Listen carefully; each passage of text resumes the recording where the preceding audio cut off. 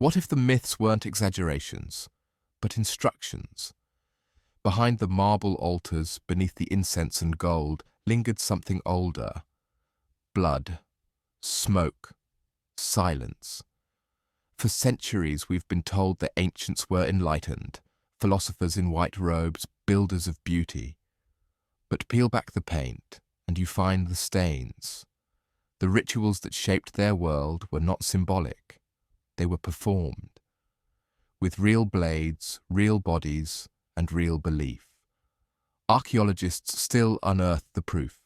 Strangled servants beside pharaohs, frozen children on Andean peaks, temples lined with flayed skin. These aren't legends. They're documented, excavated, catalogued. Because history isn't clean, it's ritualized. Tonight, we dig beneath the ash of empire to unearth 25 bizarre ancient rituals that were actually true.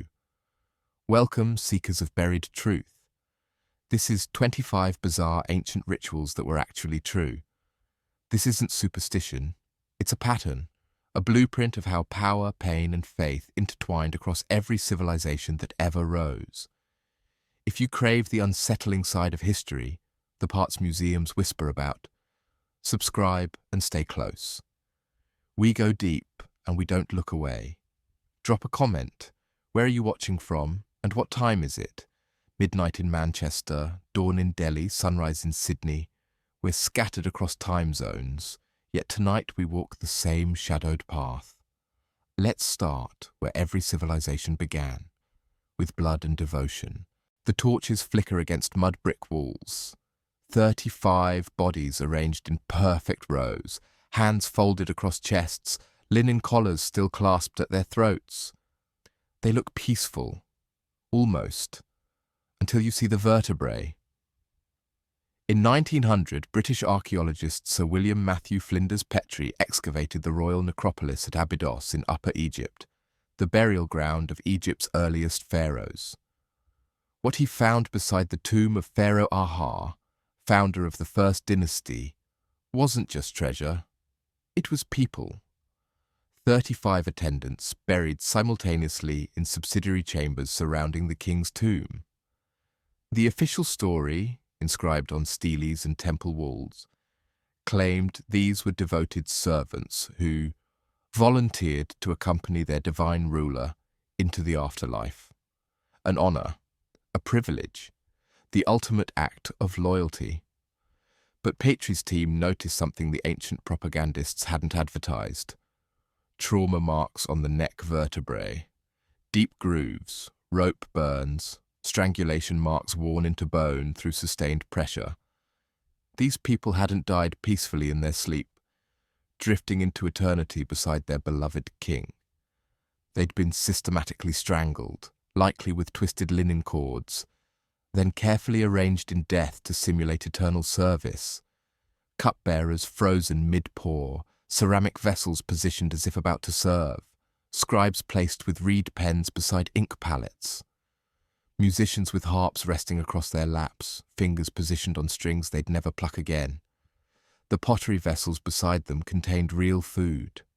Bread gone to dust, beer evaporated millennia ago, dried fish reduced to fragments. Their sandals showed wear patterns from actual walking. These were living people who'd walked the palace corridors, heard the Nile lapping against the quay, felt sun on their faces, laughed with friends, perhaps held children, until the day the pharaoh died, and suddenly their service contract extended into eternity. Who were they? The tomb inscriptions provide some names. Irihor, identified as a cupbearer. Nefer, whose title translates to Keeper of the Royal Sandals.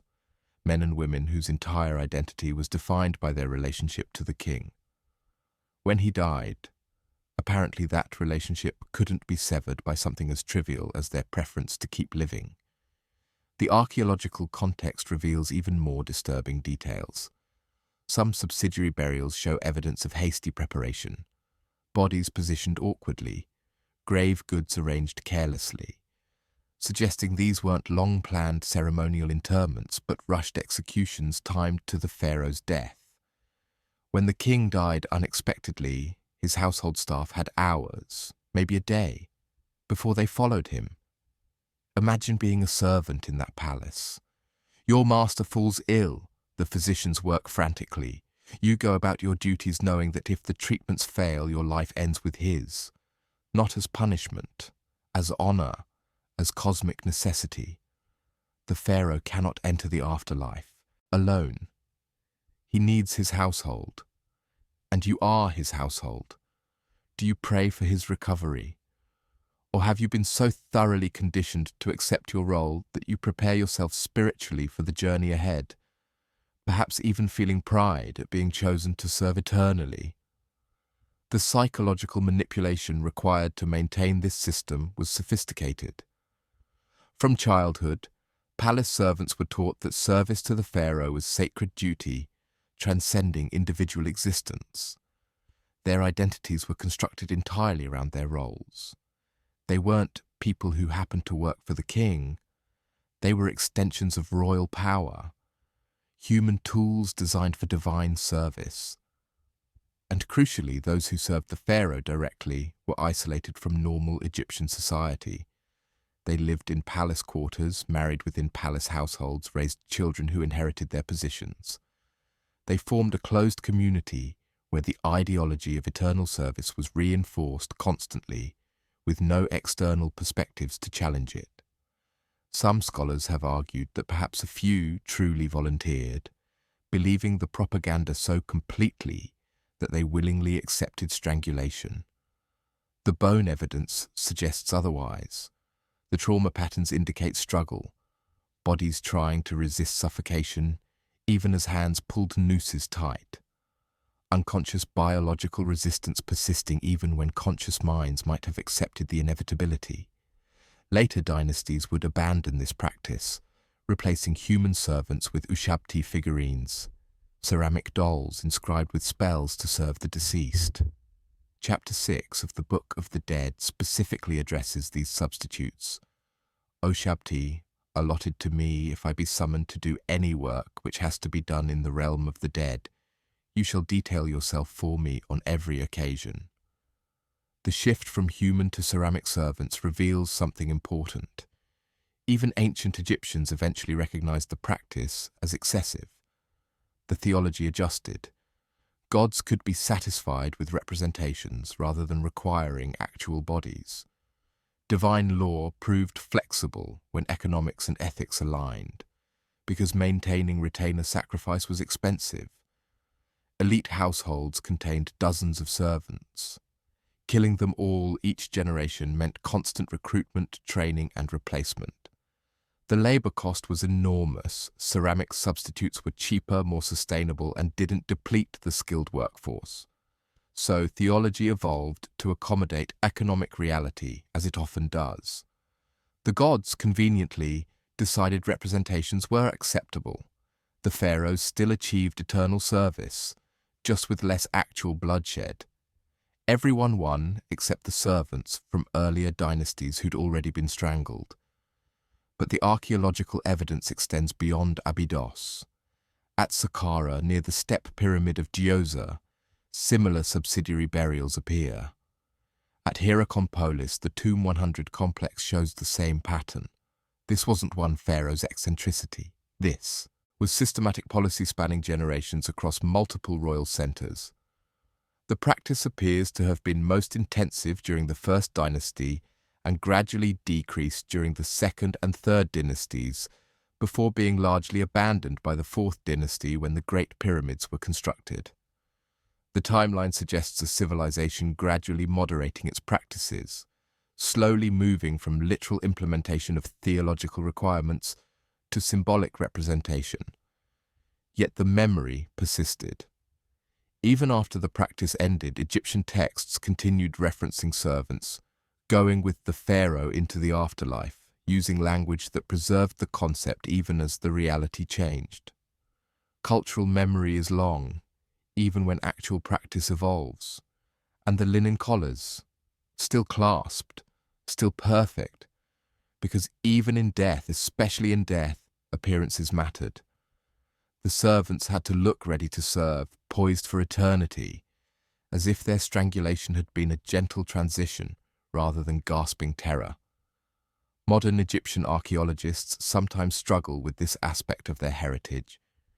Egypt's ancient civilization is celebrated globally as pinnacle of human achievement. Monumental architecture, sophisticated art, complex bureaucracy, and profound religious thought. But these accomplishments coexisted with systematic human sacrifice. The two aren't separate. The same culture that produced the pyramids also strangled servants to accompany dead kings. That's the uncomfortable truth about civilization. Beauty and brutality aren't opposites. They're often partners. The resources and organizational capacity required to build monuments came from the same systems that enabled systematic sacrifice. You can't separate one from the other without misunderstanding both. When power fears its own ending, it demands others share the darkness. Egypt's solution was elegant in its brutality. If death must come, let it come with witnesses who have no choice but to testify to your glory forever. The strangulation marks remain in bone, the linen collars remain clasped, and the pattern was just beginning. Picture the ziggurat at Uruk, moonlight streaming through its high windows. Incense thick enough to taste, myrrh and cedar and something sweeter, almost cloying. And in the temple's innermost chamber, on a bed draped with fine linen, something the priests called divine union. The sacred marriage, hieros gamos in Greek, but the Sumerians knew it first, was ancient Mesopotamia's most politically charged religious ceremony. Every year, during the New Year festival of Akitu, the king of Uruk would ritually marry the high priestess, who represented Inanna, goddess of love, war, and fertility. The consummation, performed in the temple's sanctum, was supposed to ensure the land's prosperity for another year.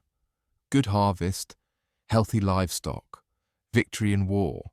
We know the script, literally. Cuneiform tablets preserved in the British Museum and the Louvre contain the ceremonial hymns, including explicit liturgical instructions. One text, known as the Holy Songs of Inanna, records the priestess proclaiming, "My vulva, the horn, the boat of heaven, is full of eagerness like the young moon. My untilled land lies fallow."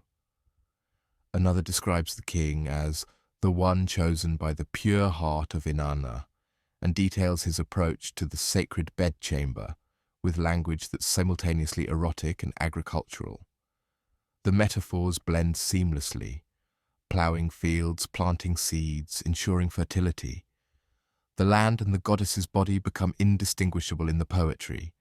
Sounds mystical, even beautiful in translation, when you read it in academic journals with footnotes about fertility symbolism and divine kingship. But here's what the poetry doesn't mention. Consent wasn't part of the equation. The woman chosen as Inanna's representative, usually selected from the political elite, sometimes designated as a child and raised specifically for this role, had no option to decline this honor. Refusing the sacred marriage meant rejecting the goddess herself. Blasphemy punishable by death, probably by stoning or being thrown from the ziggurat's heights.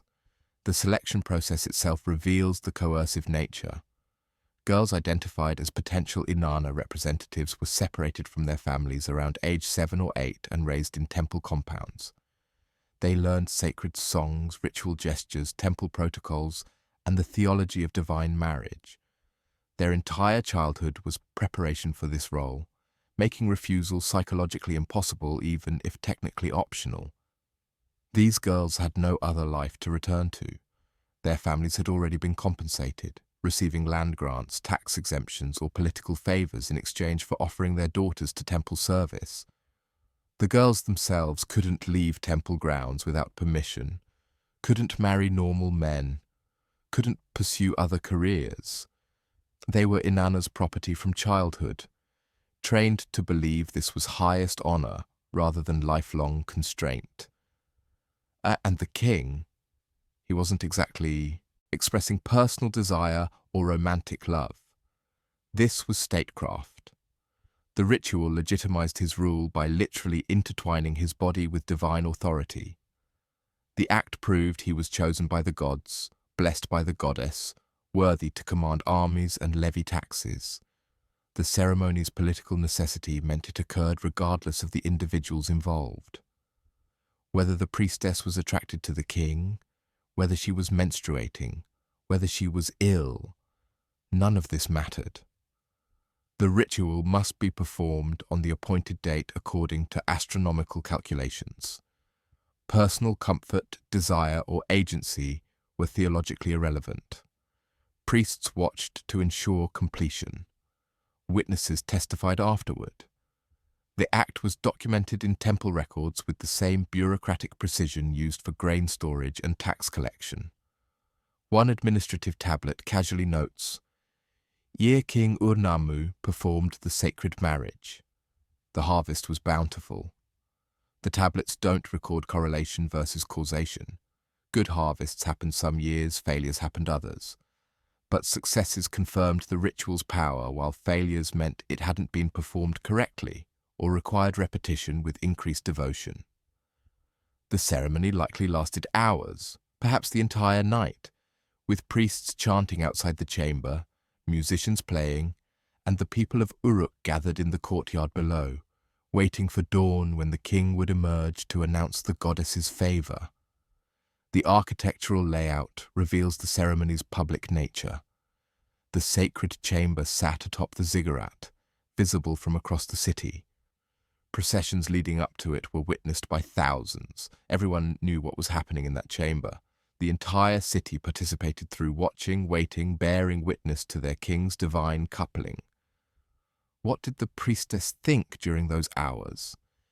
Did she believe she truly became Inanna, possessed by divine essence? Or did she simply endure, trapped between religious obligation and political necessity? The tablets don't record her perspective.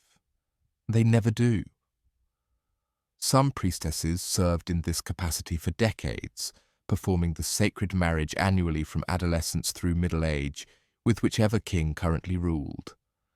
Their entire adult lives were defined by this ritual. They were living embodiments of the goddess, human women whose personal identities were systematically erased beneath their sacred function.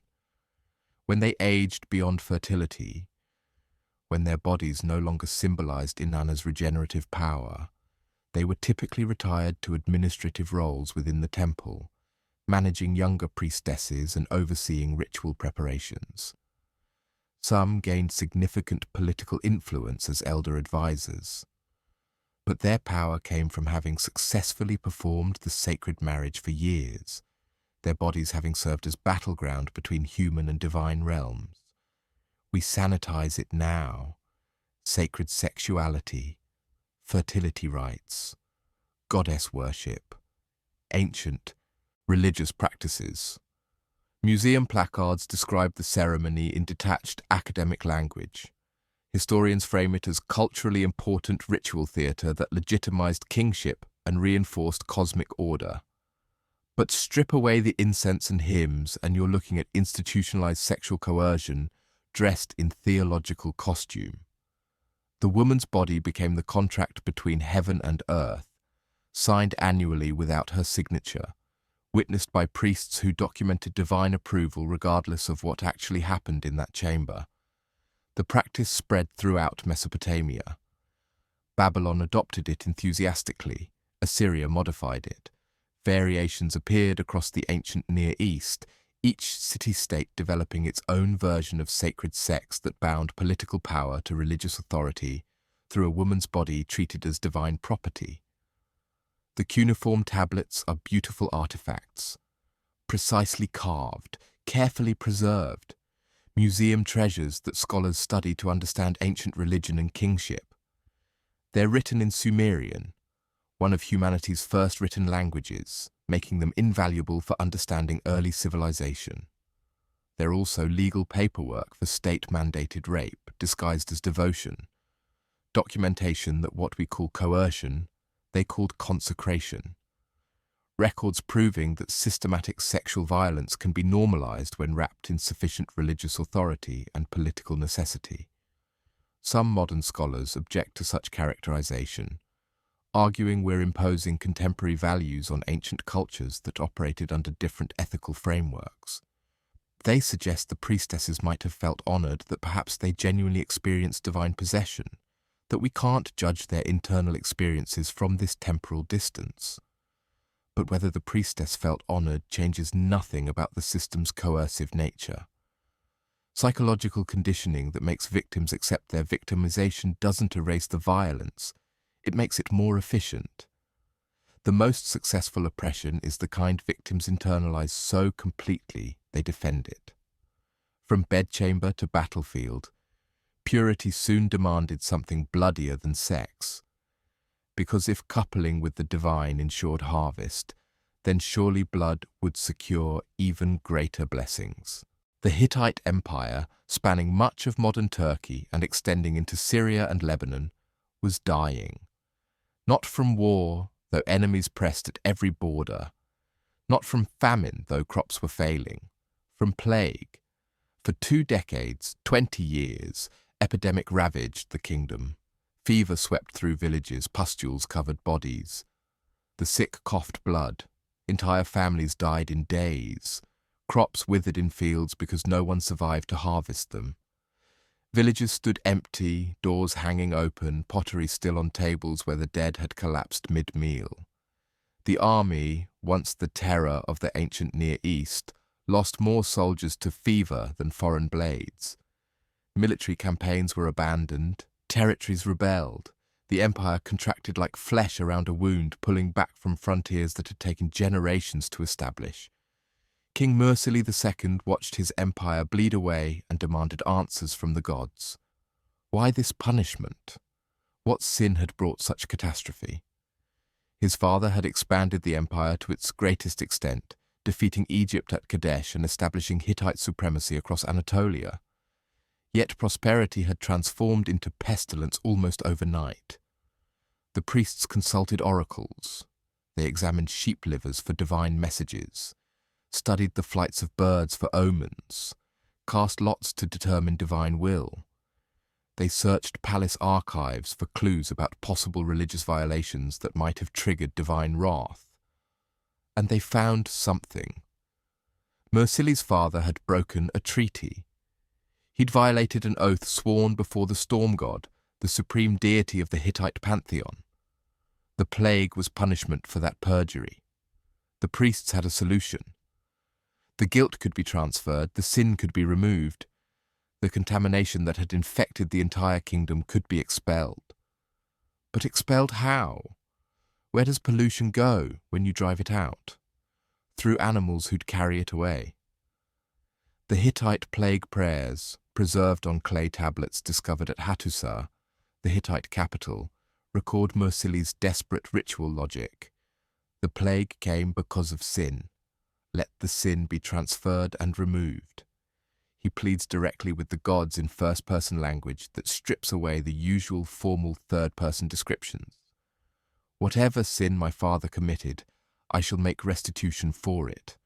The gods, my lords, have become angry, and they have made the land of Hatti pay for the sin. The personal nature of these prayers is striking. This wasn't bureaucratic documentation, but emotional petition. Mursili was begging, negotiating, offering whatever the gods required if they would just stop the dying. The tablets preserve his desperation. The matter is not placed on anyone else. It is placed on me alone. Let me therefore perform compensatory ritual. But transferring sin required a vessel. Enter the scapegoats, literally. The ritual required sheep, dozens of them, possibly hundreds, to be ceremonially loaded with the kingdom's guilt. Priests would recite incantations over the animals, touching them while speaking the names of diseases, listing the sins, cataloguing the violations. The sheep became containers, metaphysically absorbing contamination through ritual speech and gesture. The process was elaborate and specific.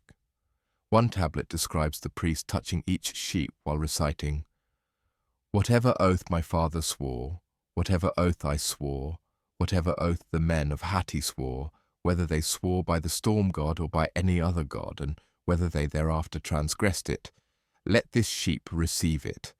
Let it receive the evil, the plague, the uncleanness, the sin, the oath. The touching was crucial. Physical contact created transfer. Words alone weren't sufficient. The priest had to touch the animal while speaking, creating tangible connection between human sin and animal vessel. Magic requires physical component. Belief demands material form. Then came the purification, or rather the expulsion. The sheep were driven to the Marasantia River, the major waterway flowing past Hattusa. There, in a ceremony involving the entire priestly class and witnessed by thousands, the sheep were sacrificed. Priests slit their throats and held them beneath the water until the current ran red. The bodies were carried downstream, away from the capital, taking the plague with them into foreign territories where Hittite gods held no responsibility.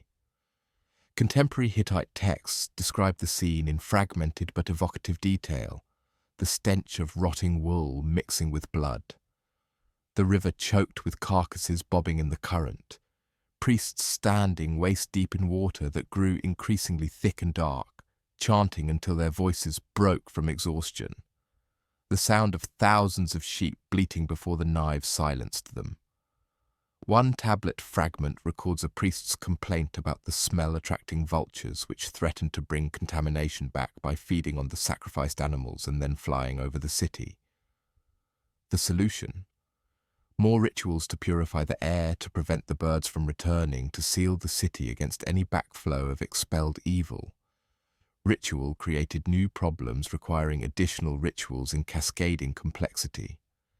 Another text describes the logistics, where to source hundreds of sheep when the empire was already starving, how to transport them to the capital, which flocks to requisition from which districts, the bureaucracy of mass sacrifice, documented with the same precision used for military provisions. Temple administrators tracked sheep numbers, calculated transportation costs, coordinated with local governors about requisitions. The economic impact was significant. Sheep were valuable, sources of wool, milk, meat. Sacrificing hundreds meant depriving the population of critical resources during a period when resources were already scarce. But the priests argued this was investment, not loss. Sacrifice hundreds of sheep now to save hundreds of thousands of people. The math seemed clear even if the theology was questionable. The irony? The mass animal slaughter performed in the same water source used for drinking and irrigation downstream probably worsened the epidemic. Archaeological evidence and modern medical analysis suggest the plague was bacterial, possibly tularemia or bubonic plague, diseases that thrive in contaminated water and decomposing organic matter. Tularemia transmitted through contact with infected animal carcasses and contaminated water would have spread efficiently through rivers filled with rotting sheep. Bubonic plague, carried by fleas from rodents, would have found ideal breeding grounds in decomposing organic material attracting vermin. The Hittites were literally feeding the plague in the act of banishing it, contaminating their primary water supply, creating ideal conditions for disease vectors to multiply and spread downstream to communities that hadn't yet been infected, turning their major river into a biological weapon against themselves. But when reality defies understanding, ritual provides the illusion of control. Even deadly ritual, especially deadly ritual, because doing something, anything, feels better than helpless watching. And if the plague continued despite the sacrifices, that just meant more sin remained, requiring more sheep, more blood, more desperate ceremonies in an escalating cycle.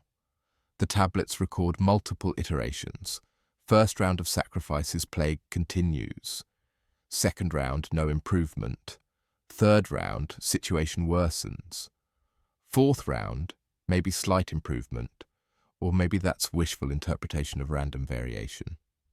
Fifth round, definitely getting better, we think. Probably, hopefully. The psychological need to believe the rituals worked, after investing so many resources and killing so many animals, created confirmation bias. Any slight decrease in death rates was attributed to ritual efficacy, while continued deaths meant insufficient devotion or incomplete purification, requiring more sacrifice.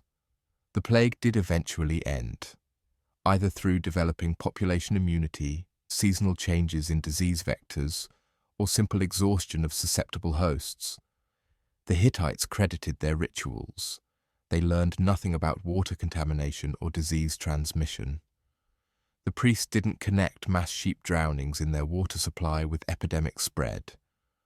Why would they? They weren't thinking epidemiologically but theologically. Disease came from divine anger, not microorganisms. The solution was appeasement, not sanitation. Their worldview made different connections, saw different patterns, generated different solutions that made perfect sense within their framework, even as they worsened the actual problem. Scapegoats evolved. By the time the practice reached Greece, they walked on two legs and died with full understanding of their fate. Every spring, during the festival of Thargelia, Athens selected two people to die for the city's purity. Not criminals exactly, not enemies precisely. Just people Athens decided it could do without. The pharmakos, the ritual scapegoat, the purification offering, the human trash removal system, wasn't a symbolic figure in a passion play. This was a living person chosen from society's margins, convicted criminals certainly, but also beggars, the homeless, the deformed, anyone considered useless by Athenian standards, sometimes just ugly people, the physically unattractive, those who existed wrong in a city obsessed with kalokagathia, the ideal of beauty and goodness as inseparable virtues. Their crime was existing in a way Athens found offensive. The process is documented in fragments from the poet Hipponax, who wrote with bitter humour about the ceremony, and in scholia, ancient annotations, on Aristophanes' plays, where the pharmakos ritual appears casually referenced, as ordinary as any civic festival. Here's how it worked. The city maintained the pharmakoi throughout the year. They were kept, according to one source, in the city archives building, fed at public expense until needed. Athens literally fattened them for slaughter, maintaining them like livestock for an upcoming sacrifice. When Thargelia arrived, the festival celebrating Apollo and Artemis, gods of purification, two pharmakoi were selected, one male, one female. They represented different aspects of pollution the city needed to expel. The male carried away contamination affecting men and masculine civic functions, warfare, athletics, political life. The female absorbed pollution related to women's roles, childbirth, domestic spaces, religious observances specific to women. The chosen victims were paraded through Athens while citizens pelted them with stones, pottery shards, and excrement. They were beaten with fig branches, the fig being considered both purifying and humiliating in Greek culture, and leeks, which had similar symbolic properties. The beating wasn't meant to kill, just to humiliate, to mark them as vessels of pollution. The procession wound through every district of Athens. The pharmakoi were forced to walk the city's perimeter, literally carrying contamination to the boundaries. At each major intersection, citizens would strike them again, adding their neighborhood's pollution to the human vessels. Each blow was participation, each citizen contributing their share of Athens' collective miasma to the walking receptacles who would carry it away. Ancient sources describe the pharmakoi as sometimes being decorated mockingly, crowned with fig branches, dressed in special clothes that marked them as sacrifices. They were given food, which seems like kindness until you realize it's the same logic as feeding condemned prisoners a last meal. Recognition that this walking person is already conceptually dead, already removed from the category of citizen or even human. They're things now, pollution containers shaped like people. Then came the crucial choice, exile or execution. In earlier periods, particularly in the Archaic Age, the pharmakoi were simply driven beyond the city walls, carrying Athens' spiritual contamination with them. They were forbidden to return on pain of death. Given perhaps a few supplies, they'd be forced out beyond the last boundary stone, thrust into the wilderness or toward another city that would likely drive them away in turn. Most died in exile. Other cities didn't want Athens' scapegoats. They'd be driven away again, wandering between territories, carrying the stigma of being marked for death. Some probably died of exposure, starvation, or violence from people who saw them as walking curses. Others might have survived on society's absolute margins, living as bandits or hermits, existing in the spaces between civilized communities. But in times of severe crisis, plague, drought, military defeat, civic unrest, exile wasn't enough. The pollution had to be completely removed from the world, not just displaced. The pharmakos had to be terminated. Classical sources describe various execution methods. Some were thrown from cliffs, their bodies dashed on rocks below, while priests performed purification rites. The fall was both practical execution and symbolic separation, casting pollution away from Athens down toward the sea or into ravines where it could dissipate harmlessly. Others were stoned to death at the city boundaries, the entire community participating in the killing to distribute the guilt, or credit, collectively. No single person murdered the pharmakos. Athens murdered the pharmakos. The collective nature absolved individuals while binding the community together through shared bloodshed. Still others were burned alive, the fire purifying their polluted essence as it consumed them. Fire was purification incarnate, transformation through destruction. The pharmakos entering flames became smoke, rising away from Athens, carrying contamination into the sky where winds would disperse it harmlessly. One scholian coldly notes the efficiency. Pharmakoi were kept and fed at public expense throughout the year, so that if a calamity overtook the city, they might be led out as a purification and sacrifice on behalf of all. The bureaucratic language is chilling. These weren't emergency measures, but planned infrastructure, budget line items, systematic preparation for ritualized murder as routine civic maintenance. The philosopher Plato mentions the practice without horror as routine civic maintenance in his discussion of ancient customs. Aristotle's students catalogued it as standard Greek religious custom in their encyclopedic compilations of Greek traditions. These weren't barbarian extremes being judged from civilized distance. This was democracy's dark side. The birthplace of Western philosophy, the cradle of rational thought, the culture that gave us Socrates and geometry, routinely purging impurity through ritualized murder. And it worked. At least Athenians believed it worked. The city thrived. Democracy flourished. The crops grew. The plague lifted. When disaster was averted, the pharmakos ritual received credit. When disaster struck, obviously more scapegoats were needed, or the ritual hadn't been performed with sufficient devotion. There's no evidence Athens ever questioned the practice's efficacy. No philosophical text survives debating whether killing outcasts actually purified the city.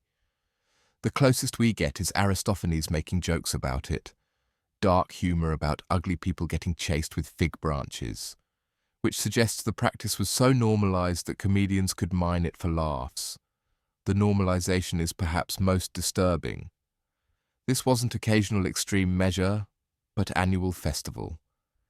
Every year, 2 people died or were exiled for Athens' purity.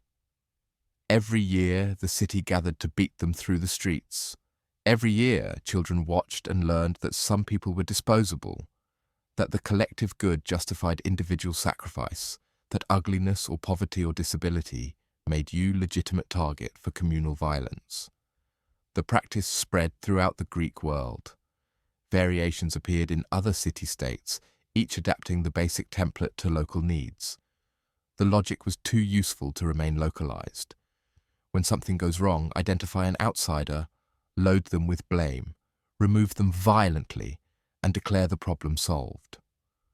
The Roman historian Plutarch, writing centuries later, described witnessing a pharmakos-style ritual in the Greek city of Cheronea during a famine.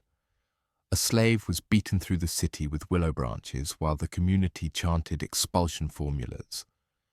Plutarch found it barbaric, but noted it was ancient tradition that locals insisted prevented worse catastrophes. The practice officially ended as Christianity spread through the Greek world, but variations persisted in folk customs well into the medieval period. Rural communities would sometimes drive out beggars or vagrants during times of trouble, unconsciously preserving pharmakos logic even after forgetting its theological origins. Modern Greece doesn't celebrate this aspect of ancient Athenian culture. Tourism focuses on democracy, philosophy, art, and architecture. The Parthenon is iconic, Plato's Academy is commemorated, Socrates' execution is taught as tragedy. But the pharmakoi, the hundreds or thousands of people Athens beat, exiled, or murdered over centuries of annual festivals, they're footnotes in academic texts, uncomfortable truths that don't fit the narrative of classical civilization's enlightened rationality. Correlation, as they say, isn't causation. But when you're the pharmakos, stumbling through Athens while crowds beat you with fig branches, the philosophical distinction doesn't matter much. The practice spread west, where Rome would sanctify blood itself in ceremonies that made Athens look restrained. Imagine standing in a pit beneath a wooden grate. The stone walls close around you, damp with something that might be water or might be the residue of previous ceremonies. Above you, a bull, massive, easily 1,000 pounds, terrified by the unfamiliar platform, the crowd's noise, the priests chanting. It bellows, hooves scraping wood, sensing what's coming. Then the blade. The terabolium was the Roman Empire's most viscerally transformative ritual, performed in honor of Cybele, the Magna Mater, Great Mother, whose cult promised spiritual rebirth through literal immersion in blood.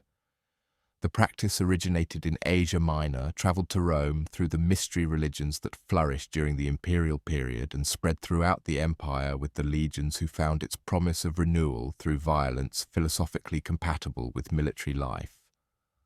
The mechanics are documented in inscriptions throughout the Roman provinces, particularly in Gaul, where the cult of Cybele found enthusiastic converts among Romanized populations and military veterans seeking meaning beyond the battlefield. At Lugdunum, modern Lyon, France, inscriptions describe the ritual in detail sufficient to reconstruct it with disturbing precision. The initiate would descend into a fossa sanguinis, a blood pit dug beneath a wooden platform. The pit was maybe 7 feet deep, narrow enough that you couldn't fully extend your arms, sized for standing but not escaping. You were trapped down there, waiting in darkness or dim torchlight, hearing the bull being led overhead, feeling the platform shake with its weight and panic. The platform above was constructed of wooden planks separated by gaps wide enough to let liquid pour through, but not so wide that the bull would break through or see what lay below. The engineering was precise, refined over generations of performing this ritual across dozens of cities. Priests led a bull onto the platform overhead. The animal was specifically selected, a perfect specimen, healthy, virile, its throat draped with sacred garlands. The bull had to be worthy of sacrifice, had to represent vitality at its peak, because you were about to be drenched in its life force, and you wanted that life force to be potent. The initiate below would be instructed to position themselves directly beneath, face upturned, prepared to receive what was coming. When the sacrificial knife opened the bull's throat, and these priests knew anatomy, knew exactly where to cut to maximize blood flow without killing the animal instantly. 2 to 3 gallons of blood cascaded down through the grate.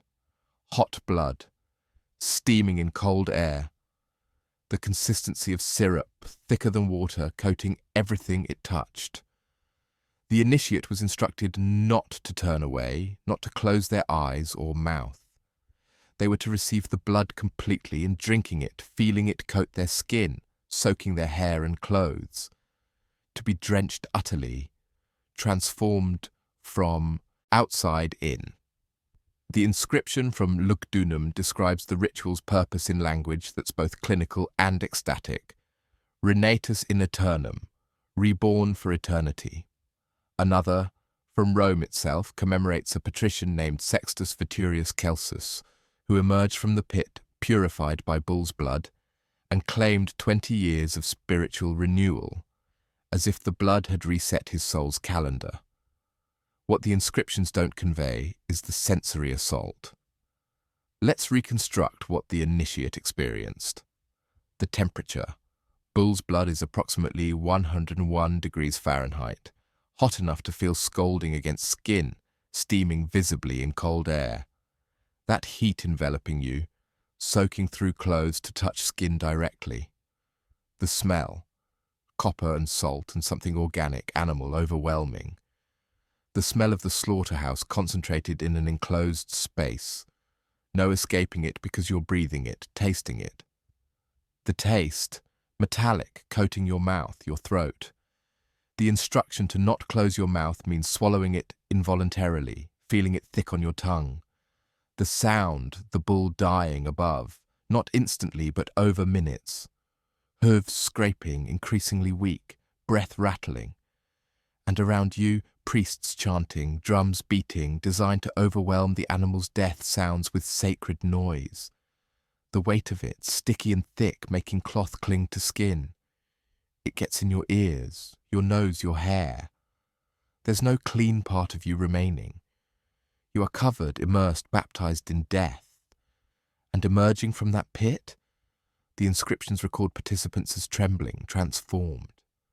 Some describe euphoria, a sense of radical purification, of death and rebirth literalized, of touching something divine through the horror. Others, reading between the lines of more restrained inscriptions, seem to have experienced something closer to trauma. One text notes an initiate who required several hours of recovery before he could speak. Another mentions someone who wept with joy, or possibly just wept, after emerging. The Christian writer Prudentius witnessed a taurobolium in the 4th century and described it with visceral disgust. The priest in the pit catches the falling gore, offers his head to every drop, defiles his clothes, his whole body with the running blood. Then when the corpse is removed from the grating, the priest comes forth with dripping beard and ghastly appearance, and shows his wet head, his robes heavy with blood. But his disgust didn't stop the practice. Thousands sought this baptism. The cult of Cybele maintained taurobolium pits throughout the empire. Archaeological evidence shows them in Gaul, Britain, North Africa, the Balkans, Asia Minor. Anywhere Roman legions spread, this ritual followed. Why? What drove Roman citizens, including senators, military commanders, wealthy merchants, to pay considerable sums for the privilege of standing in a pit while gallons of bull blood poured over them? Because they believed the stain cleansed the soul. Because in a world without scientific explanations for suffering, spiritual technology offered answers. Because the visceral horror of the experience felt commensurate with the depth of transformation they sought. You don't forget standing in that pit. You don't forget the taste, the smell, the heat. The experience burns itself into memory with intensity that mere prayer or meditation can't match. And that unforgettable intensity felt like proof of the divine. The ritual was expensive. Bulls were valuable. Priests required payment. Pit construction needed skilled labor. Only the wealthy could afford taurobolium, making it a status symbol as much as spiritual practice. Inscriptions often proudly list the social rank of initiates, suggesting the ritual conferred prestige beyond its spiritual benefits. Some initiates repeated the ceremony multiple times throughout their lives. The 20-year renewal mentioned in inscriptions suggests the effects were believed temporary, requiring periodic repetition. This created recurring revenue for the cult and ensured continued devotion from wealthy patrons who'd already invested significantly in the practice. The Christian Church would later adopt strikingly similar language. Washed in the blood of the Lamb, cleansed by sacrifice, reborn through death. While condemning pagan blood rituals as barbaric, they kept the theology, just removed the literal bull.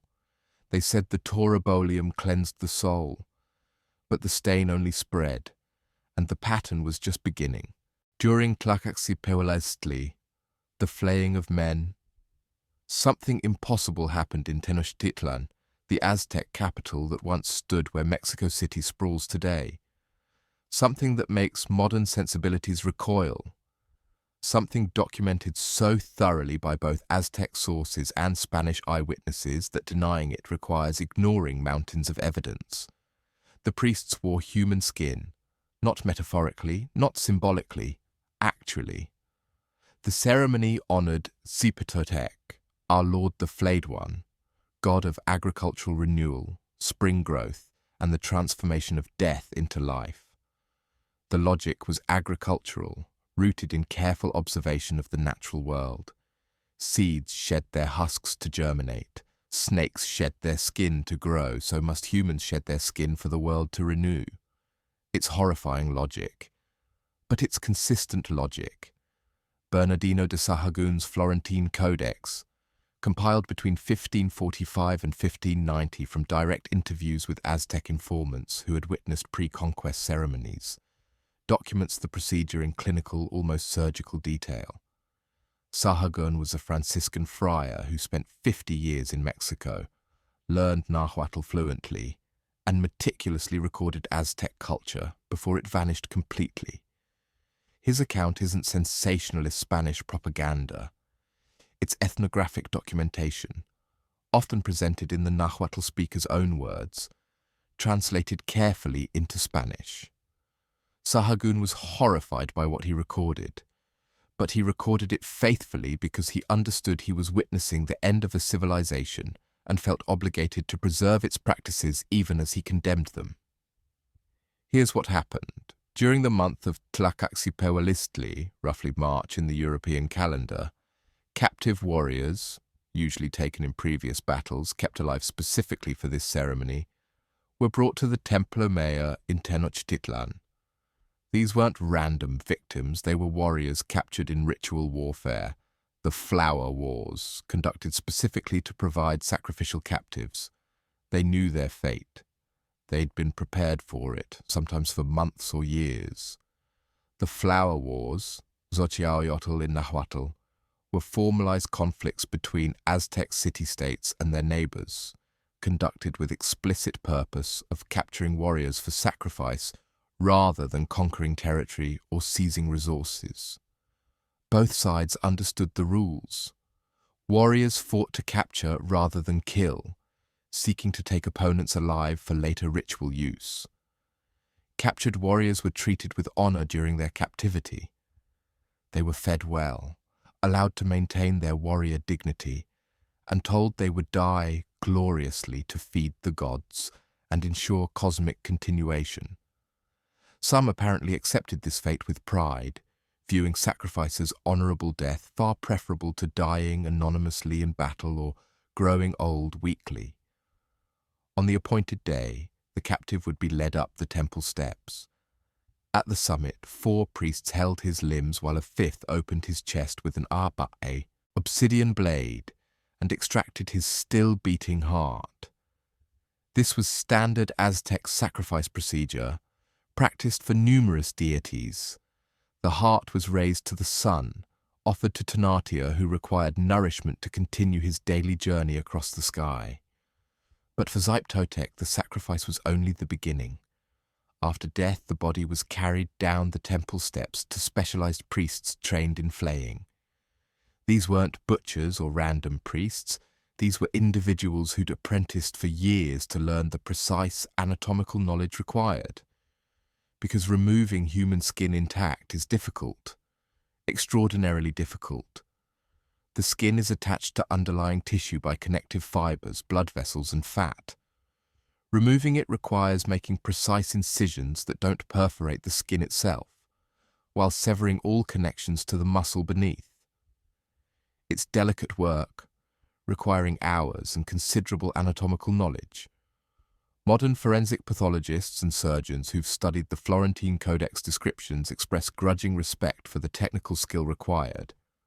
Flaying a human body while keeping the skin intact demands understanding of anatomy comparable to what medical students learn today, plus manual dexterity and physical stamina, to perform the work without modern tools. The Florentine Codex describes the incisions, down the back from neck to buttocks around the limbs circling the neck and face. The skin was then carefully peeled away, preserved as intact as possible, including the face and hands. The goal was a complete human skin that could be worn like clothing. Then, and this is where it transitions from horrifying to surreal, priests and nobles would wear the skin. For 20 days during the festival, the flayed skins were worn by individuals who'd volunteered or been selected for this honor. They'd pull the skin on like a bodysuit, the previous warrior's face hanging loose over their own, hands dangling at their wrists like macabre gloves. The Codex describes the sensory reality with disturbing specificity, the smell of copper and copal incense mixing as the skin began to decompose, the feeling of borrowed skin growing stiff as it dried, pulling tight in some places, hanging loose in others, the way it yellowed and cracked, the way it began to rot, generating a stench so powerful that wearers were followed by clouds of flies. And yet they wore it. For 20 days, living their normal lives, attending ceremonies, conducting business, eating meals, and while wrapped in someone else's decomposing skin. Why? The wearers were considered sacred, untouchable, carrying the power of transformation literally on their bodies. They were Totec made manifest, the god who wore human skin after flaying himself to feed humanity. They embodied the principle that death enables life, that destruction enables creation, that nothing new grows without something old dying and being cast off. Children were taught to approach skin wearers with reverence and gifts. The rotting, stinking figures walking through Tenochtitlan weren't objects of horror but veneration. They were living theology, proof that death transforms into life, that sacrifice enables renewal. The psychological impact on the wearers must have been profound. Imagine 20 days inside decomposing human skin, the smell inescapable, the texture changing daily as decomposition progressed, the constant awareness that you're wrapped in another person's body. Some wearers apparently experienced profound spiritual transformations. Others suffered psychological breaks that persisted after the skins were finally removed and ritually buried. Archaeological evidence confirms every aspect of this account. In 2019, excavations beneath Mexico City's Templo Mayor uncovered a previously unknown building identified as a flaying chamber based on architectural features and useware analysis. The floor showed extensive blood residue and scraping marks consistent with skinning procedures. Dozens of human bones recovered from the site bore distinctive marks. Cut marks along the face and skull where skin had been removed, scraping marks indicating systematic defleshing, and scoring patterns matching flint blade use. The marks are consistent across hundreds of bones spanning decades of ceremonial use, indicating this wasn't isolated practice, but systematic ritual conducted with technical consistency. At Tzompantli, skull rack, nearby contained skulls showing the same facial cut mark patterns, confirming these weren't isolated incidents but systematic ritual practice conducted over generations. Chemical analysis of residue on walls showed blood proteins, tissue decomposition markers, and compounds associated with extended organic decay, consistent with storing flayed skins over the 20-day wearing period. To modern sensibilities, it's incomprehensible horror. We see only the grotesque, priests wearing decomposing human skin, the nightmare image of someone's face hanging over another face, the stench and corruption. But to the Aztecs, it was theology made flesh. Renewal required death. Spring required sacrifice. Growth required destruction. And if you wanted the maize to grow, someone had to wear the proof that old forms die so new life can emerge. The Spanish conquistadors who witnessed Tlacaxipehualistli used it to justify genocide. They pointed to the ceremony as evidence that the Aztecs were devil worshippers, subhuman, deserving of conquest and forced conversion. The ceremony became propaganda, proof of barbarism requiring European intervention. But the Aztecs weren't savages. They were sophisticated theologians, skilled astronomers, talented engineers, and careful observers of nature who understood something profound. Transformation is never clean. It's always visceral, always bloody. Spring literally rises from winter's corpse. They just took the metaphor literally. And wearing the physical evidence of transformation, decomposing human skin made the abstract concrete, turned theological principle into lived experience, transformed belief into embodied knowledge. From wearing the flayed to flaying yourself, Maya royalty had their own understanding of sacred pain, equally visceral and far more personal. Lady Kabal Zook kneels in torchlight, smoke from copal incense curling around her. A rope threaded with obsidian thorns passes through her tongue. Blood pools on bark paper at her feet. And from the pain, according to the carved limestone lintel immortalizing this moment, she summons a vision serpent carrying the spirit of her husband's ancestor. This isn't mythology. It's not poetic metaphor. It's documented autobiography, carved in stone with the precision of someone recording absolute historical fact. Lintel 24 from Yaxchilan, now housed in the British Museum, depicts one of the Maya world's most important rituals, royal bloodletting as communion with the divine. The carving shows Lady Zook, wife of King Shield Jaguar II, performing the ritual around 709 CE during celebrations marking her husband's military victories. But this is just one of hundreds of Maya monuments documenting bloodletting practices. Stelae, lintels, painted ceramics, and codices across the Maya world show nobles piercing their bodies in elaborate ceremonies. It wasn't occasional. It wasn't rare. It was fundamental to Maya religious and political life. The process was precise, ritualized, and excruciatingly painful. Nobles would use stingray spines, barbed, serrated, deliberately painful instruments imported from coastal regions at considerable expense, or ropes embedded with obsidian blades to pierce the most sensitive parts of their bodies. Tongues, earlobes, genitals. Men typically pierced their penises, drawing thorned ropes through the glans or shaft, in ritualized self-mutilation that makes the entire male-bodied portion of the audience wince involuntarily.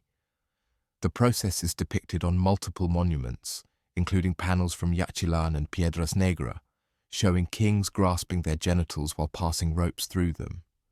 The imagery is explicit, unflinching, designed to document the full extent of the sacrifice. Women more commonly pierced their tongues, though genital piercing also occurred. The tongue ritual, depicted on Lintel 24 and numerous other monuments, involved threading a rope studded with thorns through the tongue from top to bottom, then pulling it through slowly to maximize blood flow and pain duration.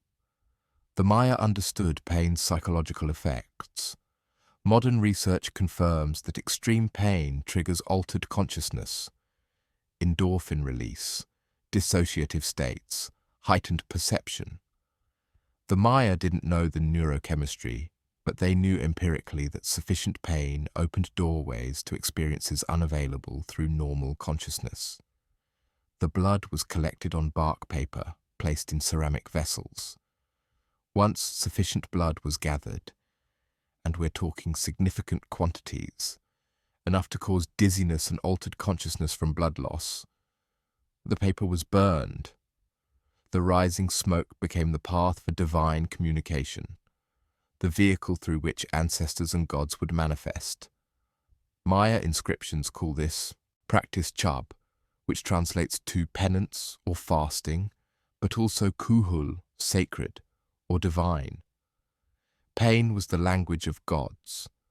The more excruciating the ritual, the clearer the divine message received.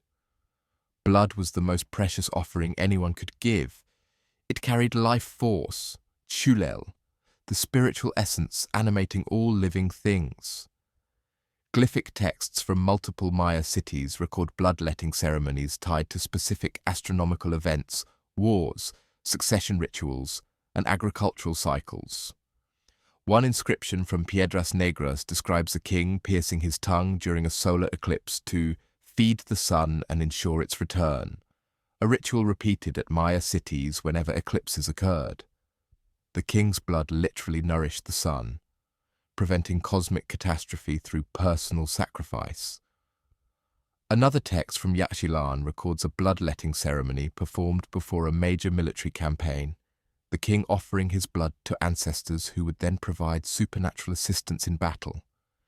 The inscription specifies the date, the amount of blood offered, and claims the subsequent victory validated the ritual's efficacy.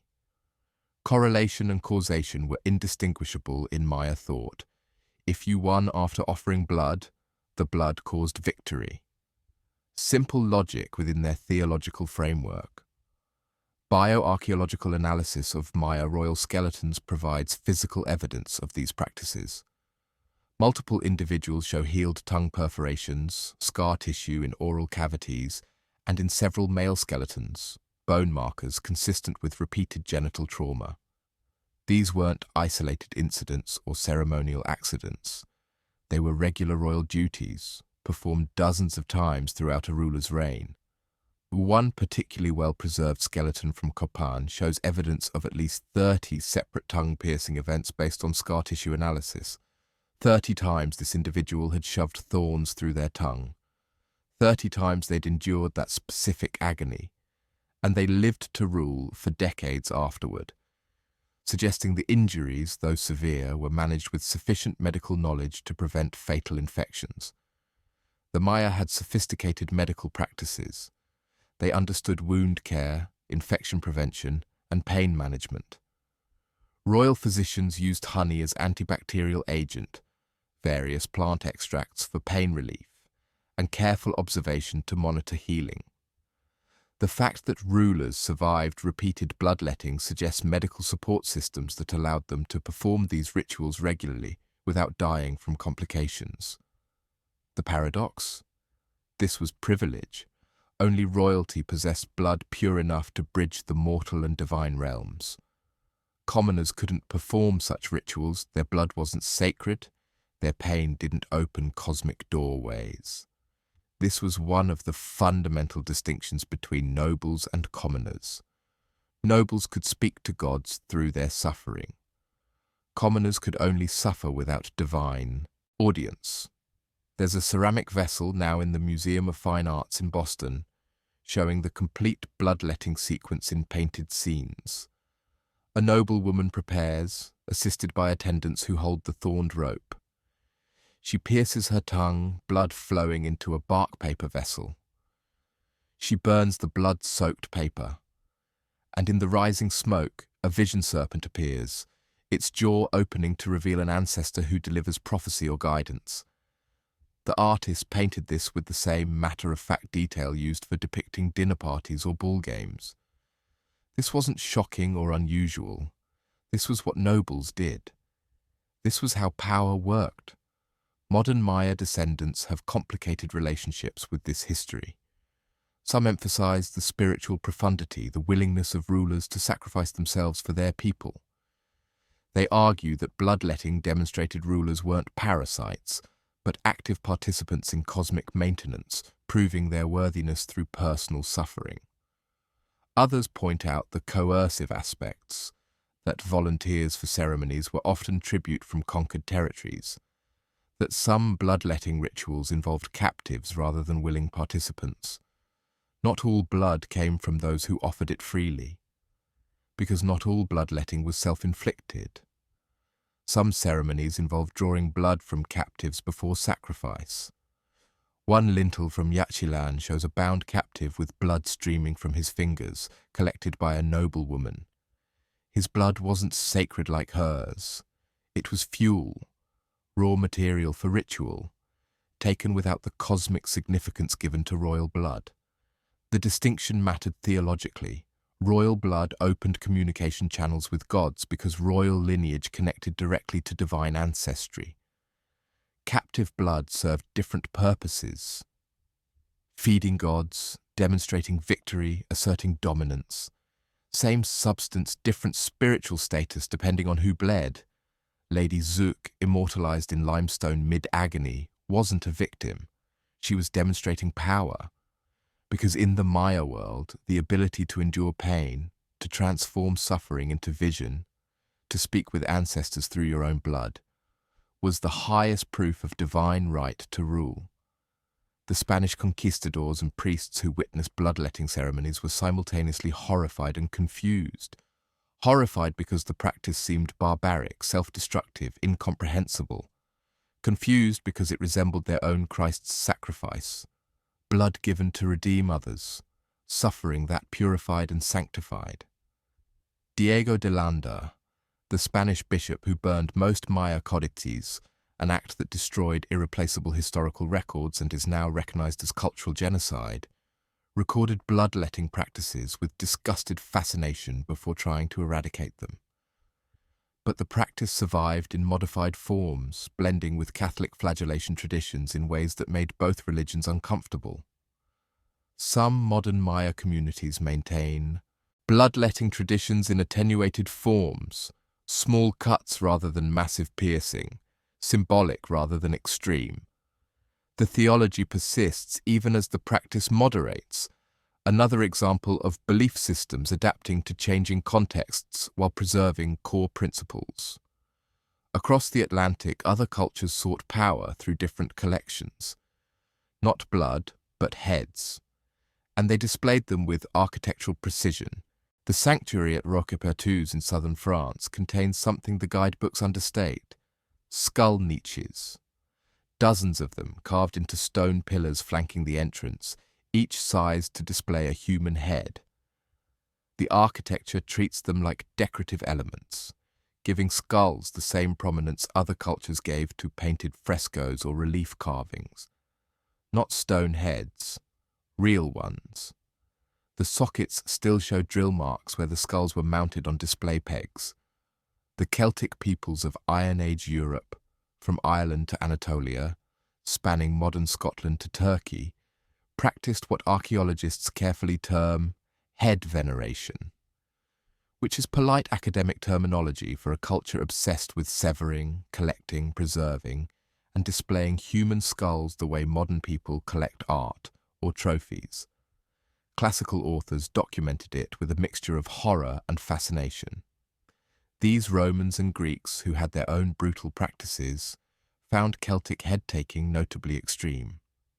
Diodorus Siculus, writing in the 1st century BCE based on earlier sources and eyewitness accounts from Gaul, reported, "They cut off the heads of enemies slain in battle and attach them to the necks of their horses. The blood-stained spoils they hand over to their attendants, and striking up a paean and singing a song of victory. They nail up these first fruits upon their houses, just as do those who lay low wild animals in certain kinds of hunting." The comparison to hunting trophies is telling.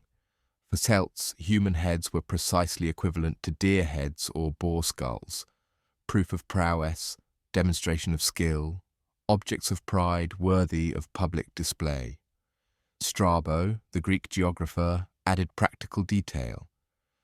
They used to cut off the heads of their enemies and fasten them about the necks of their horses, and on arriving home they would nail up the spectacle at the entrances to their houses.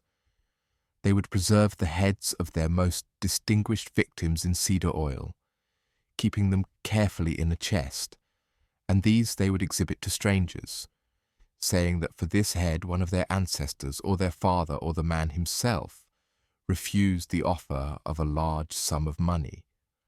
The refusal to sell valuable heads reveals they weren't simple trophies.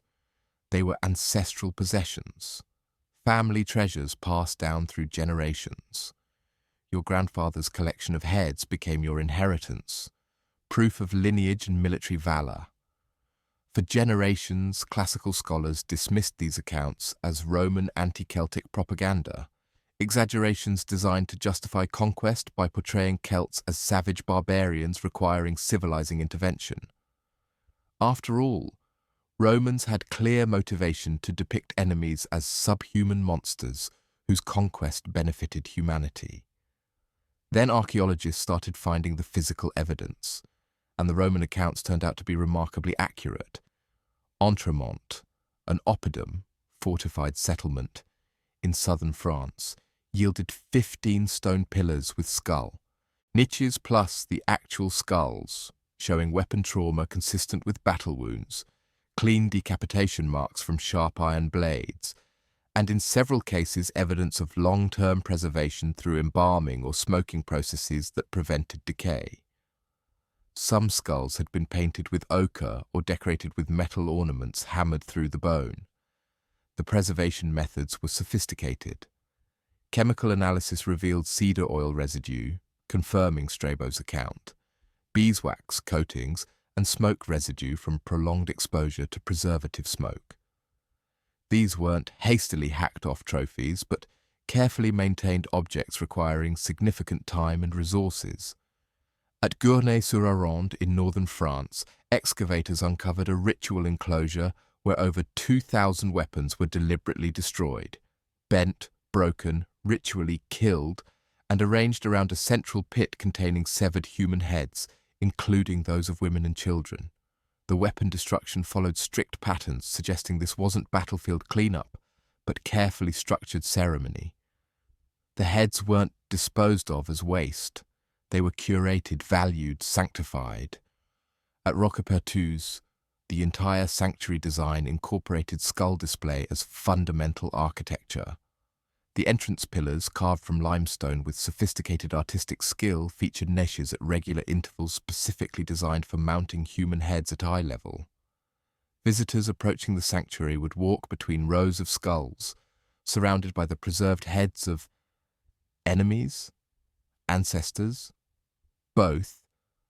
Excavations at the site recovered skull fragments showing similar preservation techniques to those at Entremont, plus evidence that the heads were maintained, cleaned, and periodically replaced as they deteriorated. This was active curation, not passive display. Someone cleaned these skulls, maintained them, ensured they remained presentable. It was work, requiring dedication and resources. In Britain, at the hill fort of Bredon Hill, archaeologists found the entrance gateway lined with human skulls arranged in decorative patterns. At Danebury, another British hill fort, storage pits contained human skulls deposited with apparent care alongside valuable objects and food offerings, suggesting they retained honoured status even after death and display. The Celtic worldview, as reconstructed from archaeological evidence and classical sources, held that the head contained the soul. Severing it captured the victim's essence, their power, their life force, their individual identity. Warriors collected heads like modern soldiers collect medals. Proof of kills, demonstration of prowess, accumulation of spiritual power. But it transcended mere trophy-taking. The heads became protective talismans. They guarded entrances, blessed weapons, and connected the living to the power of the dead.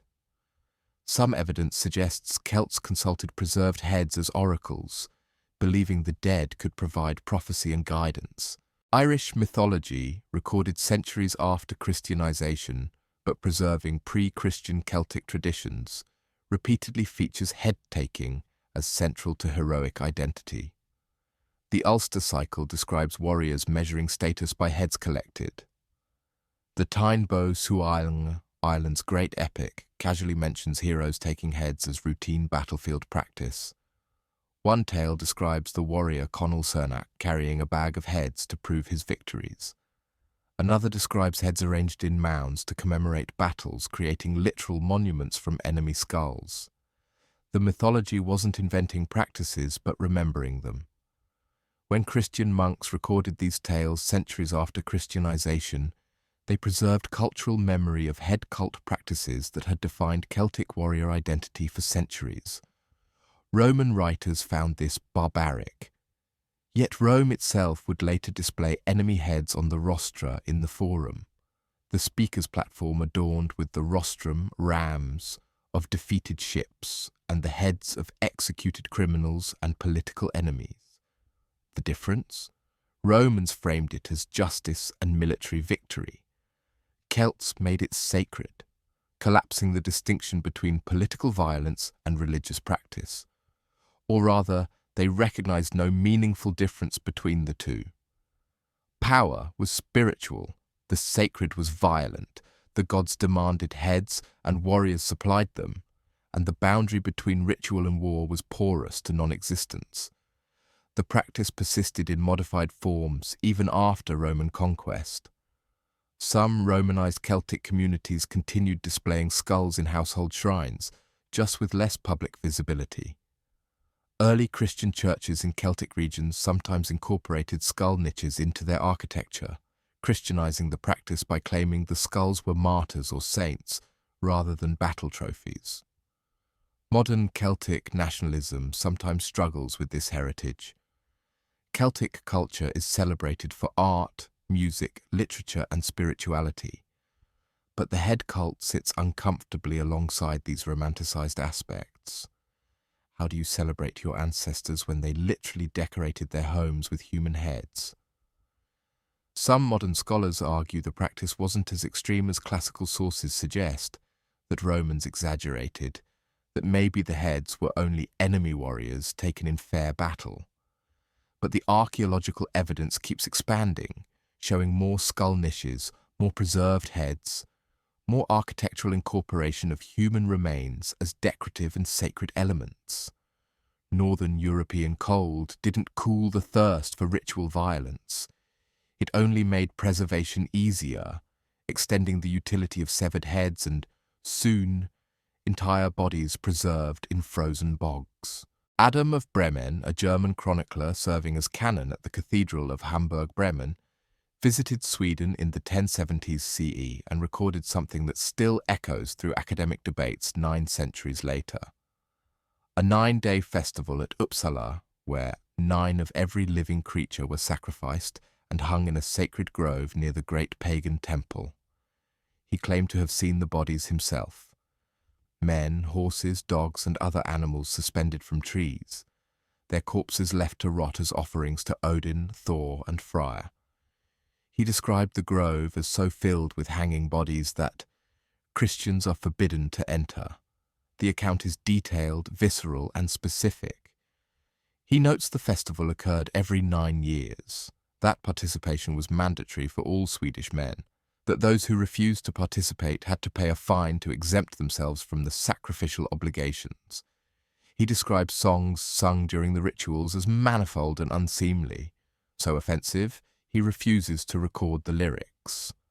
For centuries, scholars dismissed Adam's account as Christian propaganda, designed to paint pagans as savage devil worshippers requiring conversion. After all, Adam was writing from a Christian perspective during the height of Nordic Christianization, with obvious biases and motivations to exaggerate pagan barbarism. Then archaeologists started digging beneath the current Uppsala Cathedral, built over the old pagan temple site. Post-hole patterns emerged, massive and organized, suggesting a temple structure whose scale and complexity matched Adam's descriptions. The layout indicated a building approximately 30 meters long and 15 meters wide, not the simple wooden shrine skeptics had imagined, but a monumental religious complex requiring significant resources and labor to construct. Animal remains showed deliberate ritual deposition. Horses, dogs, bears, and pigs were found arranged in groups, and notably, groups often numbering 9 or multiples of 9. The number held sacred significance in Norse cosmology. 9 worlds, 9 nights. Odin hung on Yggdrasil, 9 steps backward before the cock crows at Ragnarok. 9 was the number of completion, of cosmic totality. And yes, human bones bearing evidence of hanging.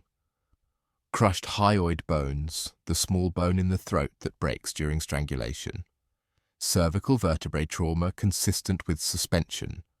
Rope wear marks on skeletal remains. The bones were found in ritual contexts mixed with animal remains and votive offerings, deposited according to patterns suggesting ceremony rather than casual disposal.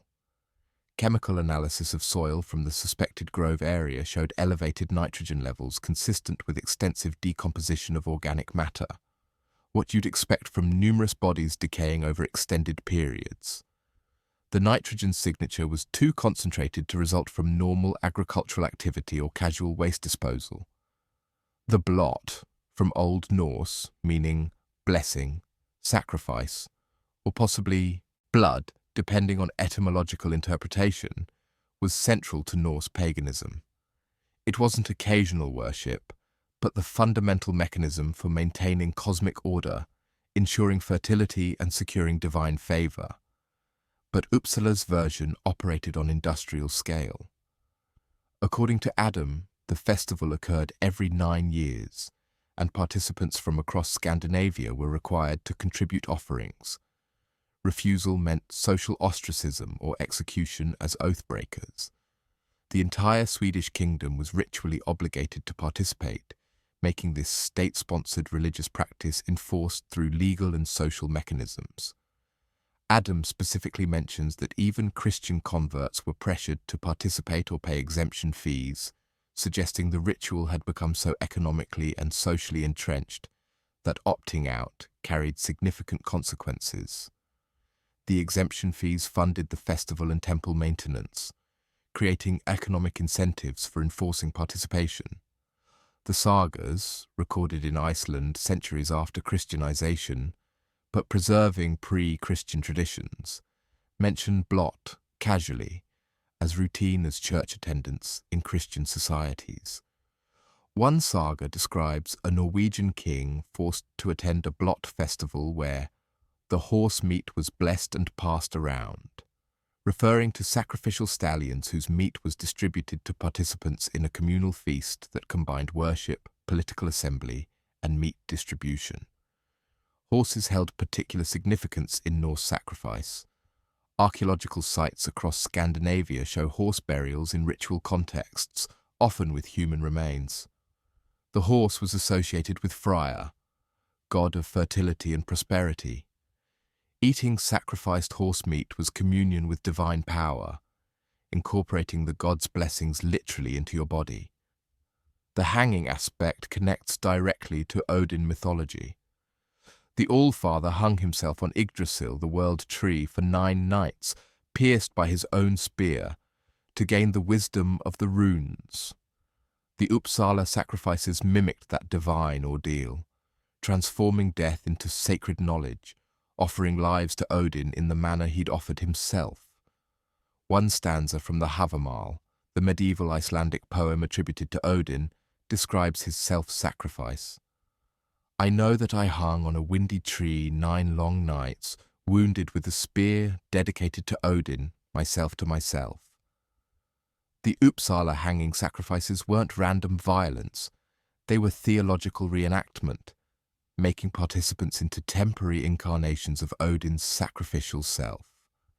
Here's the darkly efficient part. The festival combined religious obligation, political assembly, and legal proceedings. You came to worship, but also to settle disputes, arrange marriages, conduct trade, make treaties, and witness law-giving.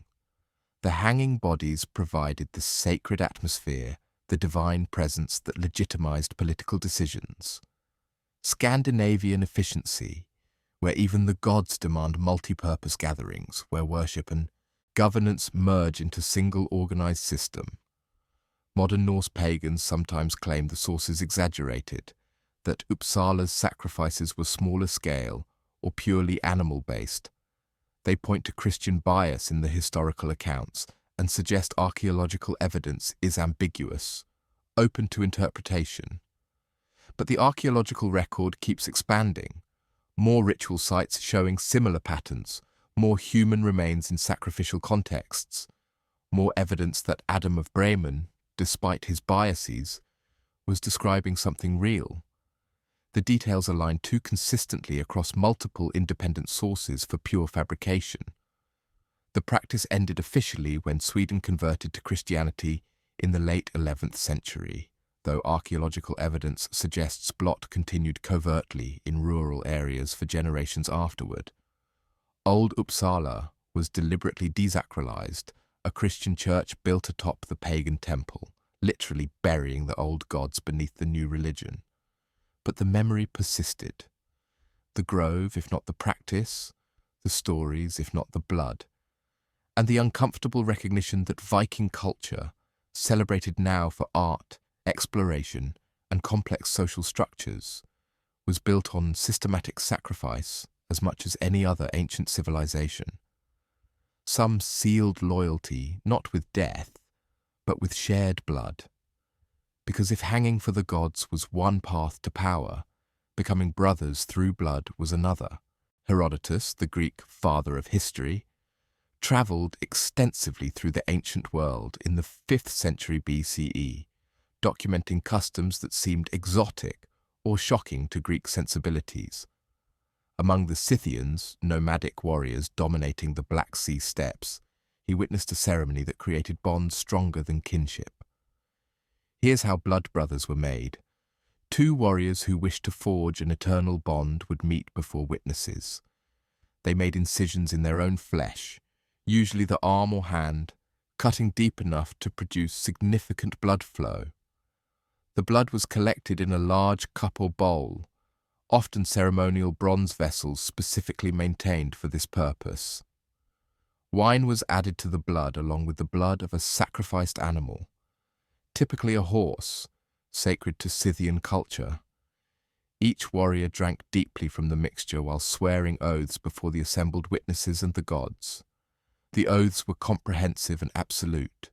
Herodotus records them as binding the participants to mutual defense, shared property and loyalty, superseding all other relationships including biological family. Those who participate in the ceremony, he wrote, become kinsmen, using the Greek word suggenes, which implies actual blood relation, not metaphorical friendship. Not metaphorical kin, actual family, bound by mingled blood flowing in both men's veins.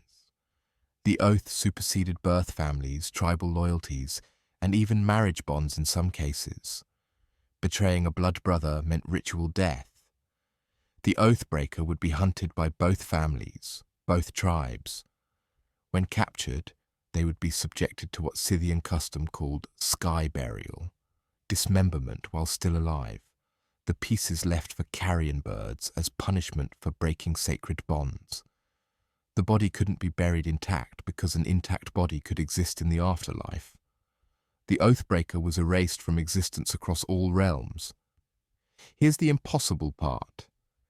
In Herodotus's account and later Greek and Roman sources spanning approximately 300 years of Scythian history, there's no recorded instance of oath-breaking between blood brothers.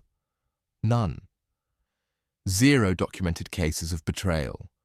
Either the ritual's psychological power was absolute, creating bonds so powerful that betrayal became literally unthinkable, or the punishment was so horrifying that no record survived anyone attempting betrayal, families erasing the memory along with the betrayer's body. Archaeological evidence from Scythian kurgans, burial mounds, across the Black Sea region shows warrior pairs buried together despite genetic analysis proving they weren't biological relatives. These aren't random battle deaths.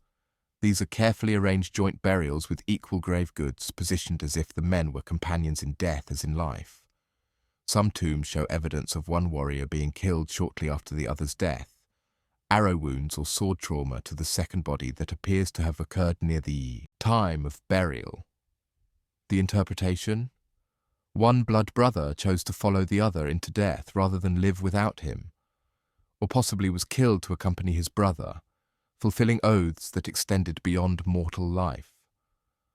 One spectacular example from the Alexandropol kurgan shows 2 warrior burials with elaborate gold grave goods, horses sacrificed at the tomb entrance, and weapons buried in matched pairs.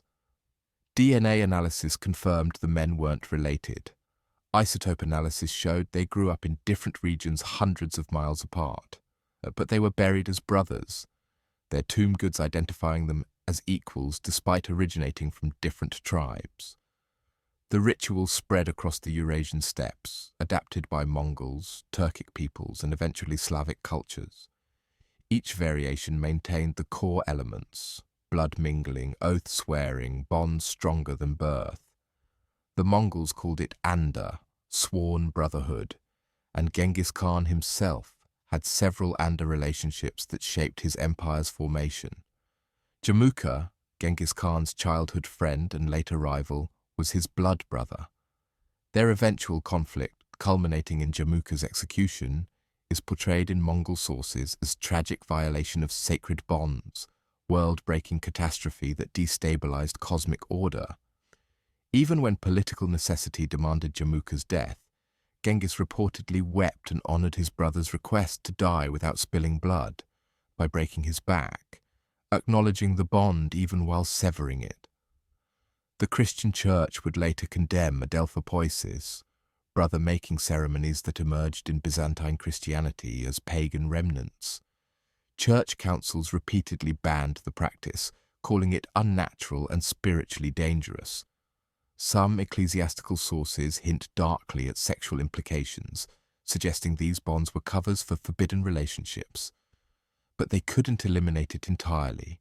The human drive to form bonds through ritualized blood sharing transcended religious prohibitions.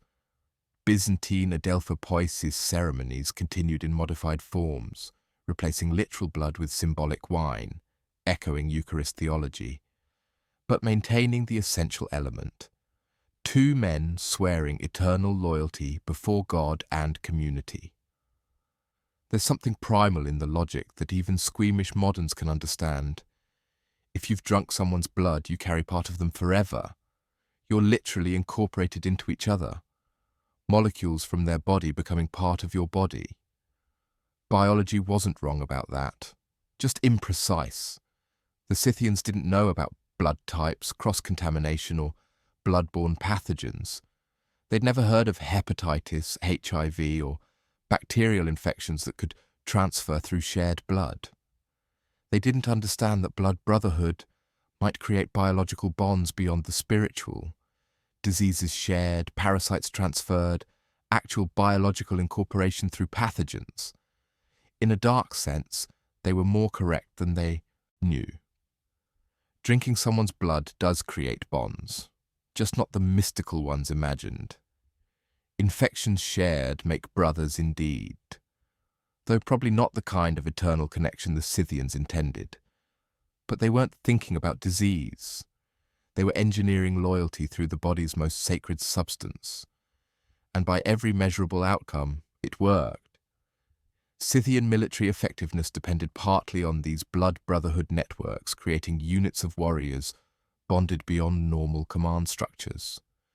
Men who'd drunk each other's blood fought with suicidal courage to protect their brothers, knowing betrayal meant fates worse than simple death. Roman commanders who faced Scythian cavalry noted with frustration that the warriors couldn't be divided through bribery or intimidation. Blood brothers would die rather than betray each other, making traditional Roman tactics of splitting enemy alliances largely useless. You couldn't buy a Scythian's loyalty away from his blood brother. The bond was literally in his veins, reinforced by oaths witnessed by gods who punished perjury with cosmic vengeance.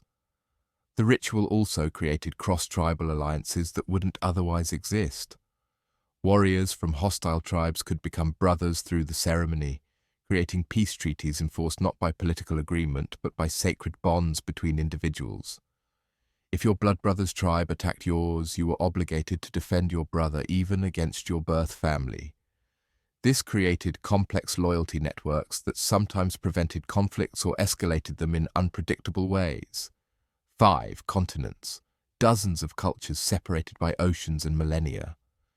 One logic repeating across impossible distances: pain equals truth, blood equals bond, and suffering together creates connection stronger than any words alone could forge.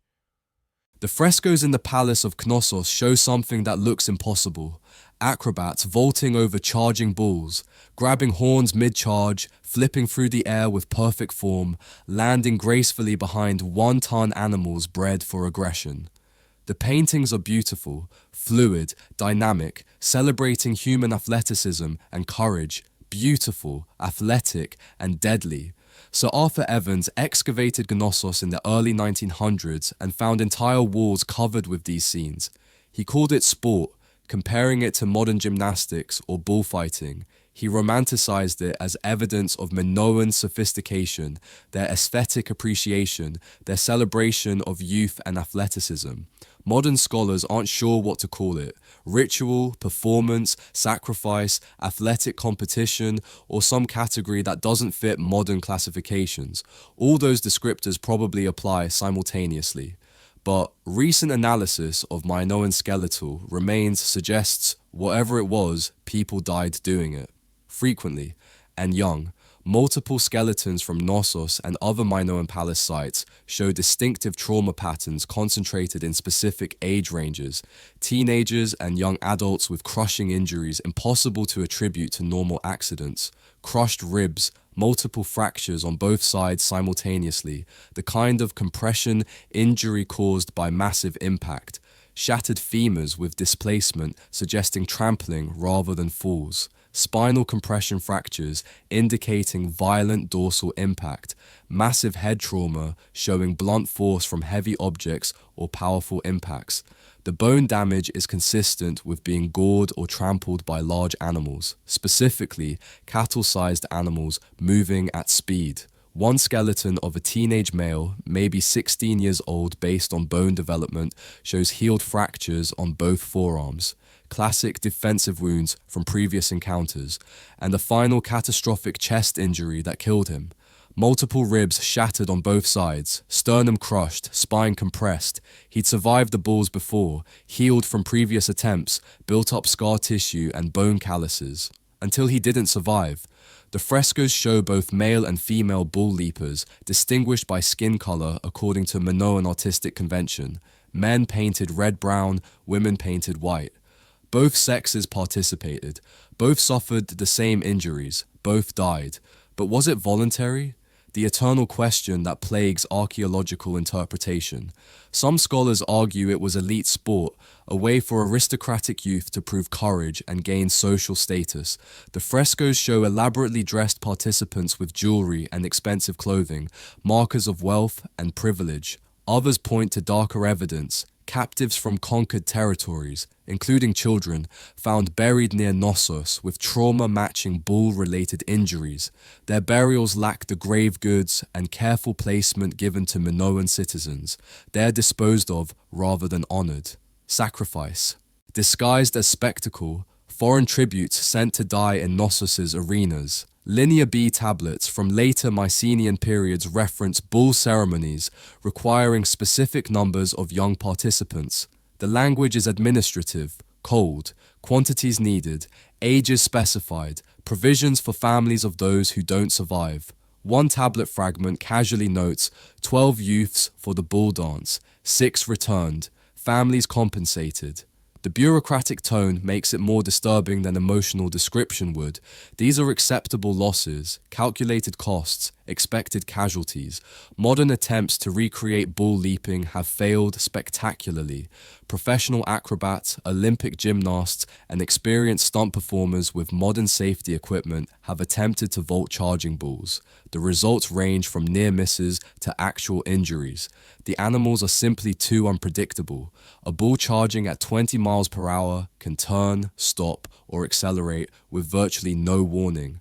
Timing a vault to grab moving horns requires split-second precision that humans can't consistently achieve.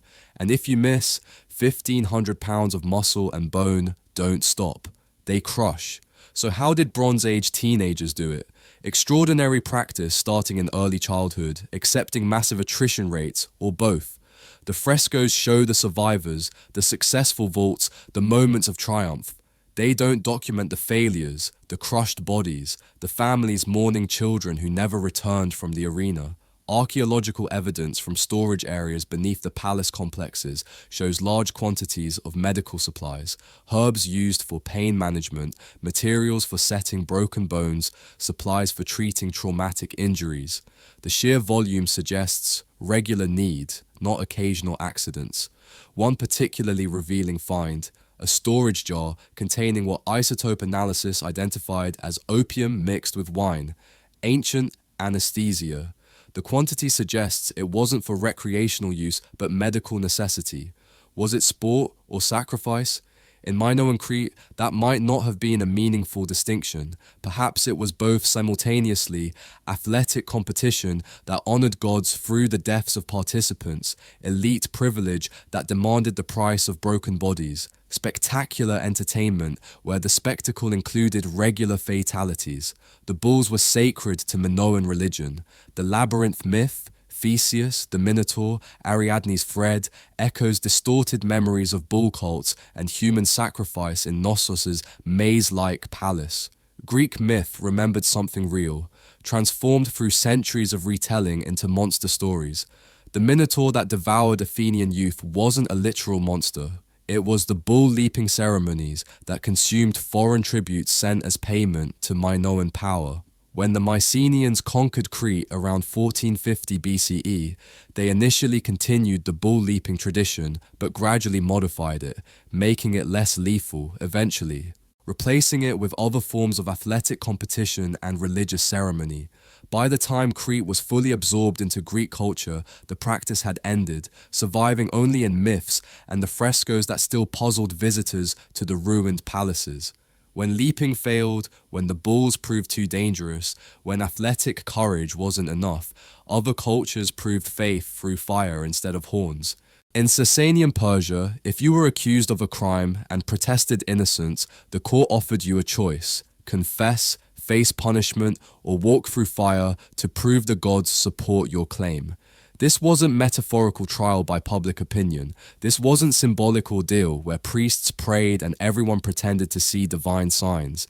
The accused literally walked barefoot across hot coals or through flames while priests, witnesses, and accusers watched.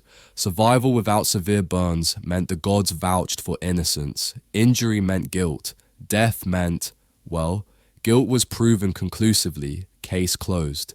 The Zoroastrian legal tradition, recorded in the Vendidad, one of the surviving texts of the Avesta, the Zoroastrian scripture, and supported by Greek, Roman, and later Islamic accounts of Persian customs, employed var, trial by ordeal, where fire determined divine judgment. Fire held central importance in Zoroastrianism. The religion, founded by the prophet Zarathustra sometime before the 6th century BCE, elevated fire to sacred status as representing Asha, cosmic truth and order. Fire was pure, incorruptible, truth-revealing. It couldn't lie. It couldn't be deceived. Its judgment was absolute because it was literally truth made manifest. So when human judgment faltered, when evidence was ambiguous, when witnesses contradicted each other, fire provided final arbitration. Classical sources describe elaborate firewalks constructed by Persian priests for legal proceedings. The ritual wasn't casual or improvised. It followed strict protocols designed to ensure proper divine communication. Coals were spread in specific patterns, sometimes in straight lines for walking, sometimes in broader areas for standing. Prayers were recited beforehand, invoking Ahura Mazda, the supreme deity, and asking fire to reveal truth. The accused would be stripped to ensure no protective clothing or hidden materials. They'd step forward, barefoot, onto coals heated to temperatures sufficient to cause third-degree burns on contact. Greek historian Plutarch recorded several instances with surprised commentary. He describes a Persian nobleman accused of adultery who walked across coals without apparent injury and was immediately declared innocent.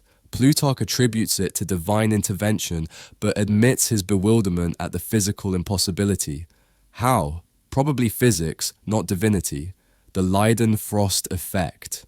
When wet feet meet extreme heat, a thin layer of vapor forms instantly, creating a momentary barrier between skin and heat source. This vapor layer can provide brief protection, emphasis on brief, from thermal injury. Walk quickly, maintain momentum, don't hesitate or stop, and you might cross short distances over coals with minimal damage. Persian priests likely understood this empirically without knowing the thermodynamics. They'd conducted enough ordeals to recognize patterns.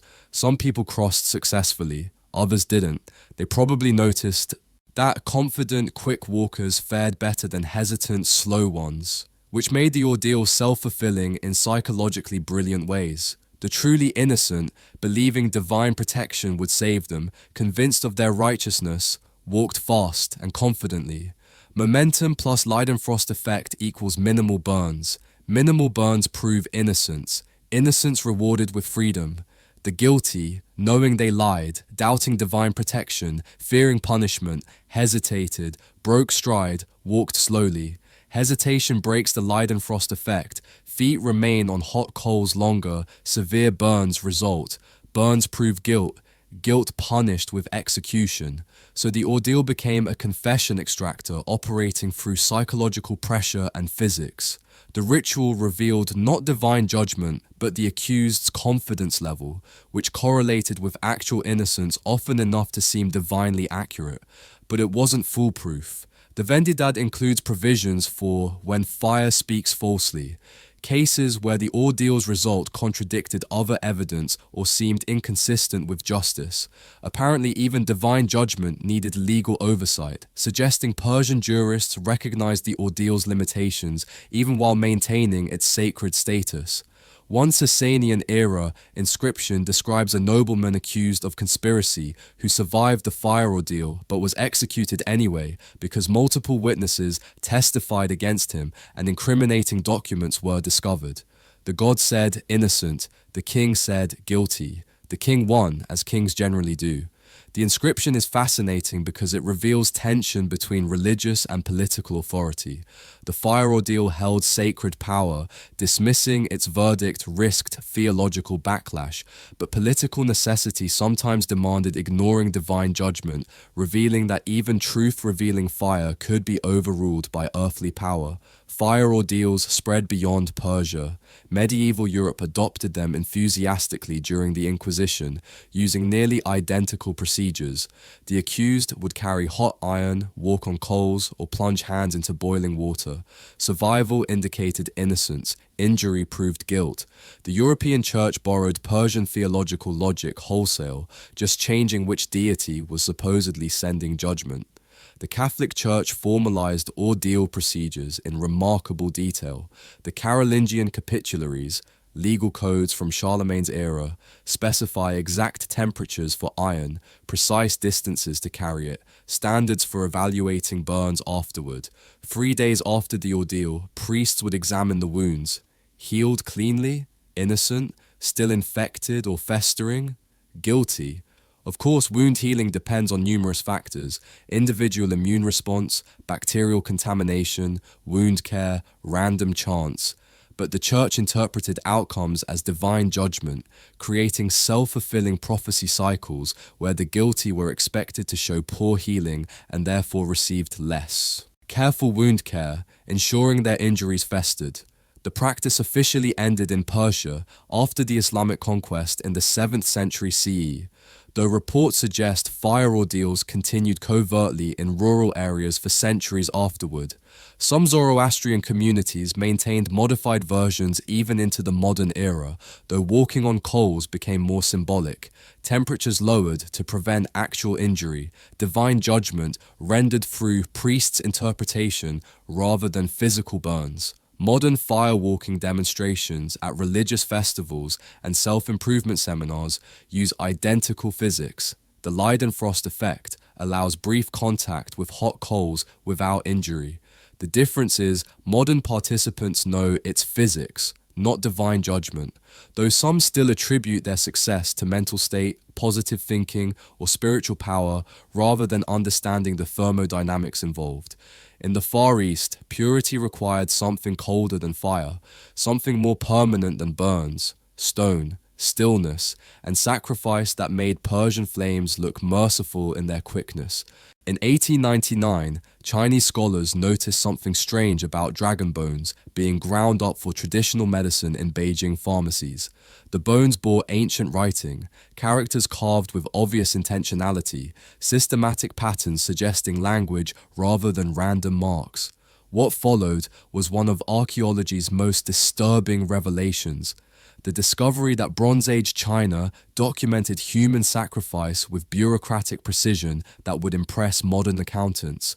The oracle bones, over 150,000 pieces recovered from excavations at Anyang, capital of the Shang dynasty, are cattle scapulae, shoulder blades, and turtle plastrons, belly shells, used for divination rituals. Each bone recorded a question. The ritual applied to answer it, and often the result. Royal diviners called Wu asked questions on behalf of the king, then applied heat, usually a heated bronze rod, to specific points on the bone until it cracked.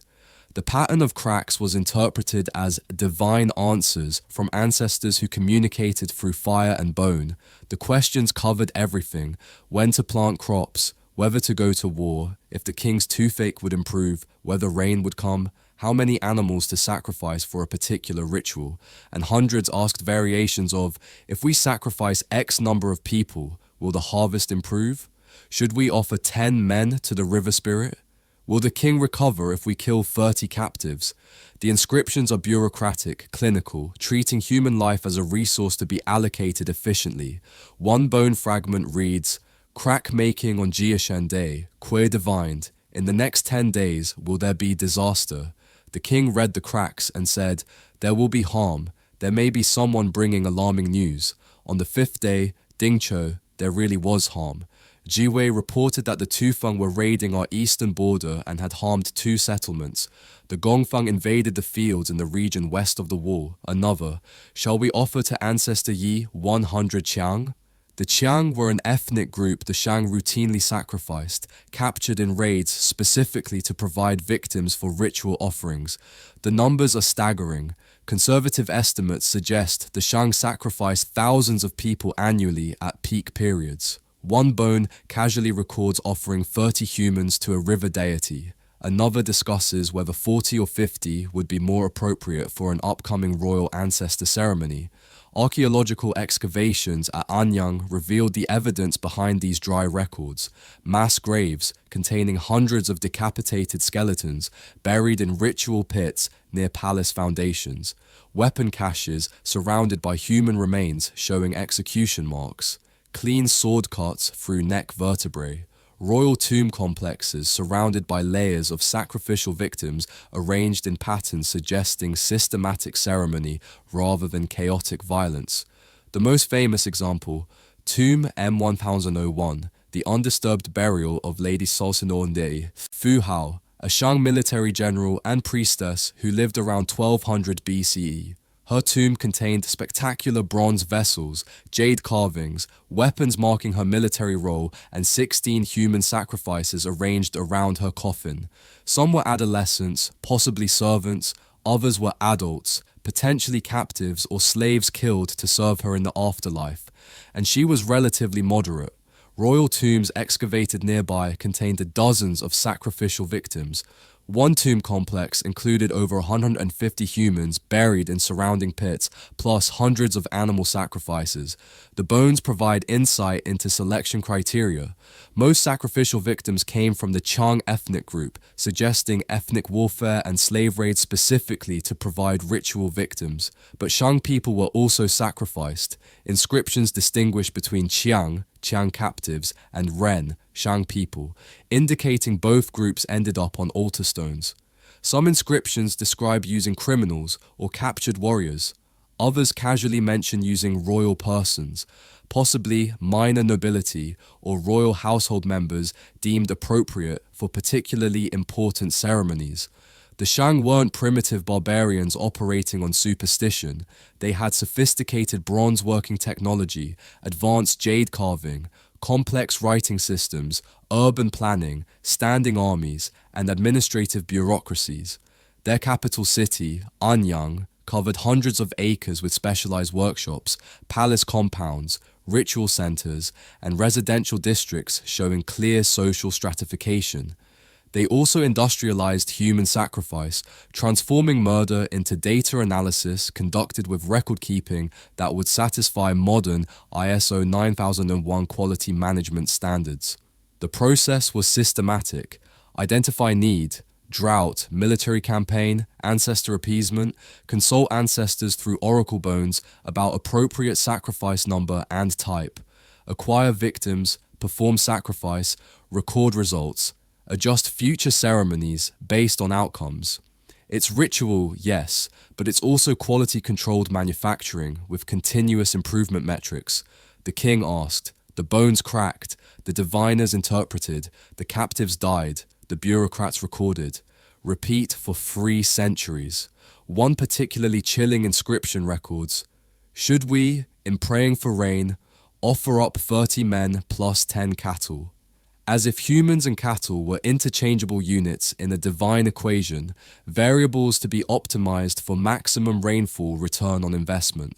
The philosopher Confucius, living several centuries later, would reference Shang practices with horror. His emphasis on Ren, humaneness, and Li, proper ritual conduct, was partly reaction against Shang-era brutality. Confucianism advocated replacing human sacrifice with symbolic offerings, arguing that proper ethical conduct mattered more than blood offerings. The Shang dynasty collapsed around 1046 BCE, conquered by the Zhou people who established their own dynasty. The Zhou reduced but didn't eliminate human sacrifice, gradually transitioning toward using clay figurines and animals instead of humans. By the time of Confucius, 551 to 479 BCE, human sacrifice was becoming rare, increasingly seen as barbaric and unnecessary, but the oracle bones remain. 150,000 pieces of documented horror, each one a window into a civilization that made sacrifice systematic, bureaucratic, and routine. They're beautiful artifacts. The calligraphy is elegant. The divination patterns show sophisticated pattern recognition. The record-keeping demonstrates administrative complexity. They're also murder-logged with the same care modern companies use to track inventory. And that mundane evil might be more disturbing than passionate brutality, because passion can be understood, contextualized, explained as religious fervor or cultural belief. But this is murder as routine business practice, human sacrifice as administrative procedure, death as line item in bureaucratic records. The gods answered in smoke and fracture lines. The Shang listened, recorded, and offered more bodies, and the pattern continued until conquest ended it. The Tophet of Salammbô, in the ruins of ancient Carthage on Tunisia's coast, presents archaeology's most controversial question: cemetery for infants who died naturally, or evidence of systematic child sacrifice on an industrial scale that rivals anything in human history? The site contains over 20,000 urns buried in layers across 4 centuries. Each urn holds cremated remains of children, most under 3 years old, many newborns. Stone markers, called Sipi, bear inscriptions dedicating the children to Tanit and Baal Hammon, Carthage's primary deities. Classical sources are unambiguous. Roman and Greek writers describe Carthaginian child sacrifice with horror that even their own brutal cultures found excessive. Diodorus Siculus, writing in the 1st century BCE based on earlier sources including eyewitness accounts from before Rome destroyed Carthage in 146 BCE, provided detailed description. There was in their city a bronze image of Cronus, the Greek name for Baal Hammon, extending its hands, palms up and sloping toward the ground, so that each of the children, when placed thereon, rolled down and fell into a sort of gaping pit filled with fire. He continues, when at a later time they were besieged by the Sicilians, and in an agony of fear they demanded proof of their piety, they chose 200 of the noblest children and sacrificed them publicly. Plutarch added sensory details designed to disturb his Greek audience. The whole area before the statue was filled with a loud noise of flutes and drums, so that the cries of wailing should not reach the ears of the people. For generations, scholars dismissed these accounts as Roman anti-Carthaginian propaganda. After all, Rome had destroyed Carthage utterly, salted its fields, maybe, that part might actually be later legend, and needed to justify genocide. What better justification than portraying Carthaginians as child-murdering monsters? Then bioarchaeologists analyzed the bones with modern forensic techniques, and the results keep confirming the ancient accounts rather than discrediting them. Study after study, using different methodologies at different institutions, reached consistent conclusions. These children were healthy at death.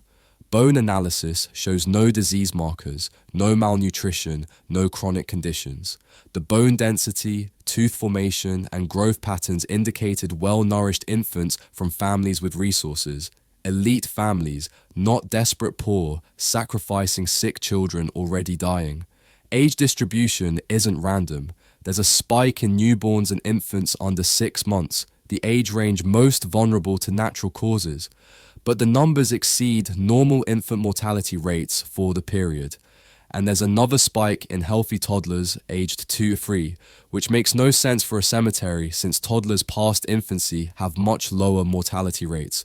Moreover, many urns contain not one, but multiple children, twins or siblings based on DNA analysis where preservation allowed. Some inscriptions specifically mention pairs, 2 children to Tanit. This isn't normal cemetery practice. Families don't typically lose multiple children simultaneously except during epidemics, and bone analysis shows no epidemic markers. The burn patterns are particularly revealing. Cremation temperatures and bone coloration patterns indicate the bodies were placed in fire while still fresh, shortly after death, not cremated long after natural death as part of secondary burial practices, but burned immediately. Inscriptions tell us who gave them. Names preserved on the sipi. Bomilcar gave his son to Tanit. Arishutbal offered his daughter to Baal. These aren't simple death notices. They're dedicatory inscriptions using language of offering and gift-giving rather than mourning and memorial. One inscription reads, "To Our Lady Tanit face of Baal, and to our Lord Baal Hammon, that which Bomilcar son of Hanno, son of Bomilcar, vowed, because Tanit heard his voice and blessed him." The language is transactional. A vow was made, a blessing received, a child offered in return. The impossible statistic that troubles even skeptical scholars. During periods of crisis, military defeat, plague, drought, political instability, the Tophet's deposition rate spikes dramatically. Archaeological layers corresponding to known historical crises show sudden increases in urn burials. In one layer dated precisely to Carthage's war with Sicily in 310 BCE, when the city was besieged and facing potential conquest, archaeologists found over 400 urns deposited in approximately a single year. That's more than one child sacrifice per day for a full year. When Carthage needed divine favor most desperately, the urns multiplied. The pattern is too consistent, too correlated with crisis periods to be coincidental. Modern Tunisians understandably dislike this history. Tunisia claims a Carthaginian heritage proudly. The civilization was North African, Phoenician, sophisticated, maritime, mercantile. But this aspect of Carthaginian culture creates profound discomfort. Some Tunisian scholars still argue passionately for the cemetery interpretation, suggesting Western archaeologists carry anti-Arab bias manifesting in demonizing ancient North African culture. The debate is emotionally charged and politically complex, but the evidence continues accumulating in disturbing directions. Recent DNA analysis revealed something particularly unsettling. Many of the children show genetic markers indicating elite Carthaginian lineage. These weren't slaves' children or war captives. These were children of aristocratic families, offered as the inscriptions claim. Why would elite families sacrifice their own children? The inscriptions suggest transactional theology. Offerings to Tanit and Baal brought blessings, military victory, commercial success, political advancement, survival during crisis. The greater the offering, the greater the hoped-for return. And what? Offering is greater than your own child? Phoenician theology, inherited and adapted by Carthage, included concepts of MLK, a word that might mean sacrifice, offering, or possibly vow. The inscription Emel Kabul appears repeatedly, possibly meaning MLK to Baal, or sacrifice to Baal. The etymology remains debated, but the context is consistently associated with child burials. Some scholars suggest the practice was limited to stillbirths and children who died naturally, then offered posthumously to the gods. But bone analysis increasingly contradicts this. Many children show no evidence of the birth trauma or congenital conditions that cause stillbirth. they were healthy, living children who died around the time they were offered. The bronze statue described by Diodorus has never been found. Skeptics point to this absence as evidence the account was fabricated, but Carthage was so thoroughly destroyed that massive bronze statues would have been melted down immediately for military use by conquering Romans. The absence of the statue doesn't disprove its existence. What does exist? 20,000 urns, centuries of child burials, inscriptions dedicating them to gods, crisis-correlated deposition spikes, healthy children from elite families, all pointing towards systematic practice rather than simple cemetery. The horror found echoes across impossible distances. Even in Japan, isolated by oceans, similar dark logic emerged. The legend of Maruoka Castle in Fukui Prefecture tells of Oshizu, a poor woman who was promised her son would be made a samurai if she allowed herself to be buried alive beneath the castle's foundation. She agreed. Construction began. The castle rose. Her son was never promoted, and to this day, the castle moat supposedly floods with her tears during April, the anniversary of her betrayal and death. Charming folklore that tourists hear while visiting the castle, the kind of legend that's obviously symbolic, clearly metaphorical, definitely not based on actual practice, except for the human remains found in the foundation when Maruoka Castle underwent structural analysis in the 1960s. Hitobashira, human pillars, appears throughout Japanese architectural history as both practice and legend, the boundaries between them uncomfortably blurred. The concept involved burying living people or occasionally fresh corpses in the foundations of castles, bridges, and dams to appease spirits and ensure structural stability. Documentary evidence includes the Azuma Kagami, a 13th century chronicle describing construction of Matsue Castle, where a maiden was placed in the castle foundations as an offering to ensure the structure's endurance. The Taiheiki, a 14th century war chronicle, mentions multiple instances during Japan's Warring States period when major construction projects included human foundation sacrifices. These weren't minor folk customs, but documented state practices recorded in official histories. But the real proof came from modern construction and earthquake damage repair. When engineers examined older structures using ground-penetrating radar, structural analysis, and in some cases physical excavation during repairs, they found skeletal remains within foundation stones and support pillars. Matsue Castle, Nagoya Castle, several bridges over the Kiso River, the Nagara River Dam system. Each time engineers investigated old structures, they found bones where no cemetery should exist, incorporated into foundations, sealed in support columns, positioned precisely where legendary Hitobashira were said to be. The remains show patterns inconsistent with accidental burial or battles. These are deliberate placements, bodies positioned vertically in some cases, standing as if supporting structures above. Others curled into foundation corners, positioned with obvious intentionality rather than dumped randomly. The logic was spiritual engineering. Major construction disturbed earth spirits, kami of the land, territorial deities who'd occupied that space since time immemorial. Building violated their domain. Human sacrifice appeased these spirits, transforming them from hostile to protective. The offered spirit became guardian of the structure, bound to protect it because they were literally incorporated into it. The more important the building, the more prestigious the sacrifice required. A minor bridge might receive a criminal or slave. A major castle required someone more valuable, a maiden from a good family, a skilled craftsman, occasionally even a samurai. Some victims were volunteers, promised rewards for their families. The Oshizu legend reflects this pattern. Agreements made, incentives offered, though betrayal of those promises was apparently common enough to generate persistent legends about flooding moats and haunted castles. Others were criminals sentenced to this peculiar execution. Rather than simple beheading, they were given the option to serve the realm one final time, their death ensuring public infrastructure stood firm. Whether this choice was genuine or coercive is questionable. The alternative was likely more painful execution methods, making volunteering for Hitobashira the least terrible option. Still others were simply purchased. During famines and economic crises, poor farmers sold themselves or their children, not openly as Hitler. That would be too disturbing even for desperate times, but as construction workers or foundation specialists who then mysteriously disappeared while working on major projects.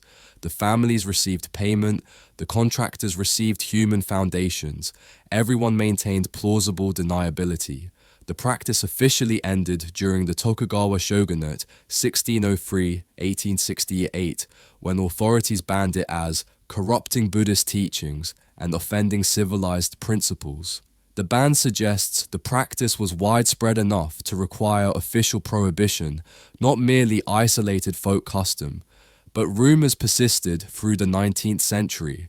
Some construction projects during Japan's modernization period generated whispers about workers disappearing, about night ceremonies at construction sites, about offerings made to ensure dam stability, and archaeological discoveries keep confirming what folklore remembered. The legendary aspects, ghosts flooding moats with tears, curses on castles, haunted bridges, those are obvious embellishments. But the core, bodies and foundations, that's repeatedly verified.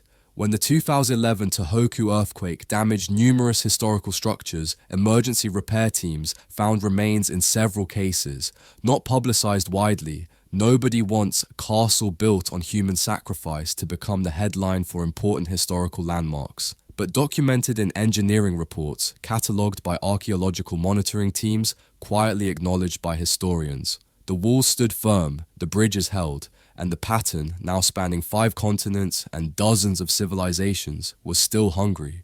Euripides' play, the Bacchae, isn't just literature, it's documentary theatre about religious ecstasy gone feral, civilization's veneer stripped away by wine, drums, and divine possession. The playwright depicted Maenads, women possessed by Dionysus, god of wine, madness, and ecstatic liberation, tearing animals apart with their bare hands and devouring raw flesh. Sparagmos, the ritual tearing. Omophagia, the eating of raw meat. Euripides showed women abandoning their homes, leaving husbands and children, fleeing to mountains where they danced until exhaustion and performed acts impossible under normal consciousness. Scholars long assumed Euripides exaggerated for dramatic effect. Greek tragedy thrived on excess, on pushing boundaries for theatrical impact. Surely the Maenads weren't literally tearing bulls apart with their hands. That's physically impossible, right? Then, anthropologists studying ecstatic cult practices across cultures recognized the pattern. Ritual trance states, collective possession, superhuman feats performed under religious ecstasy, acts that seem impossible until you watch modern examples. Haitian voodoo ceremonies, Sufi whirling dervishes, Pentecostal snake handlers, and realize extreme altered states enable extreme physical behaviors. The Dionysian mysteries involved women leaving their normal lives, abandoning homes, husbands, children, and all domestic duties, to gather in mountains and forests for nocturnal ceremonies. These weren't occasional holiday gatherings.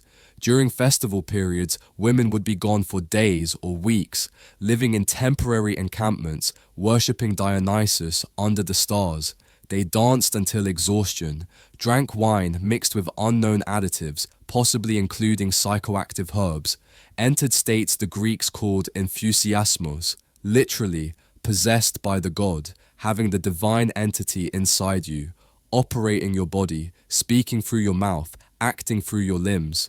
Archaeological evidence from cult sites scattered across Greece shows animal bones bearing distinctive damage, torn rather than cut, shattered by impact, and crushing rather than sliced by blades.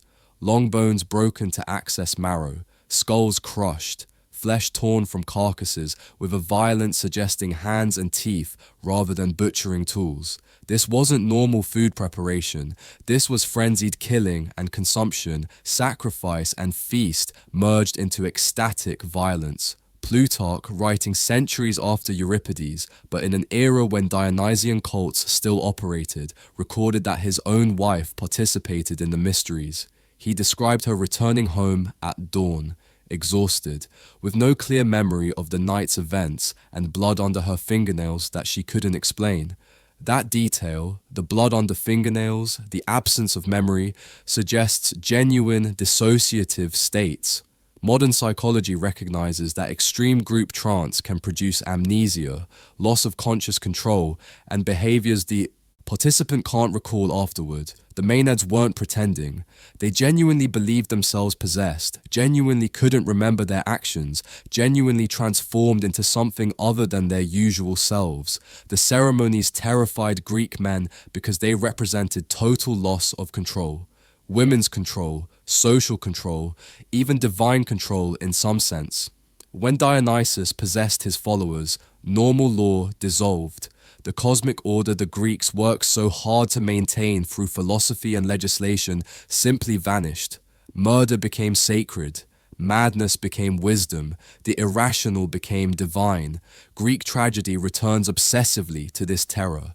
The Bacchae ends with King Pentheus torn apart by Maenads, including his own mother, who doesn't recognize her son while possessed. She holds his severed head triumphantly, believing it's a lion she killed while hunting. Only later, released from possession, does she realize the horror of what she did. That's the core fear, that under divine possession, you might destroy everything you love and not even know it until the god releases you, and you're left holding pieces of your own life, your own family, unable to reconstruct how it happened. But for the women who participated, and participation crossed class lines, aristocratic and poor women joining together in the mountains, the mysteries offered something Olympian religion didn't.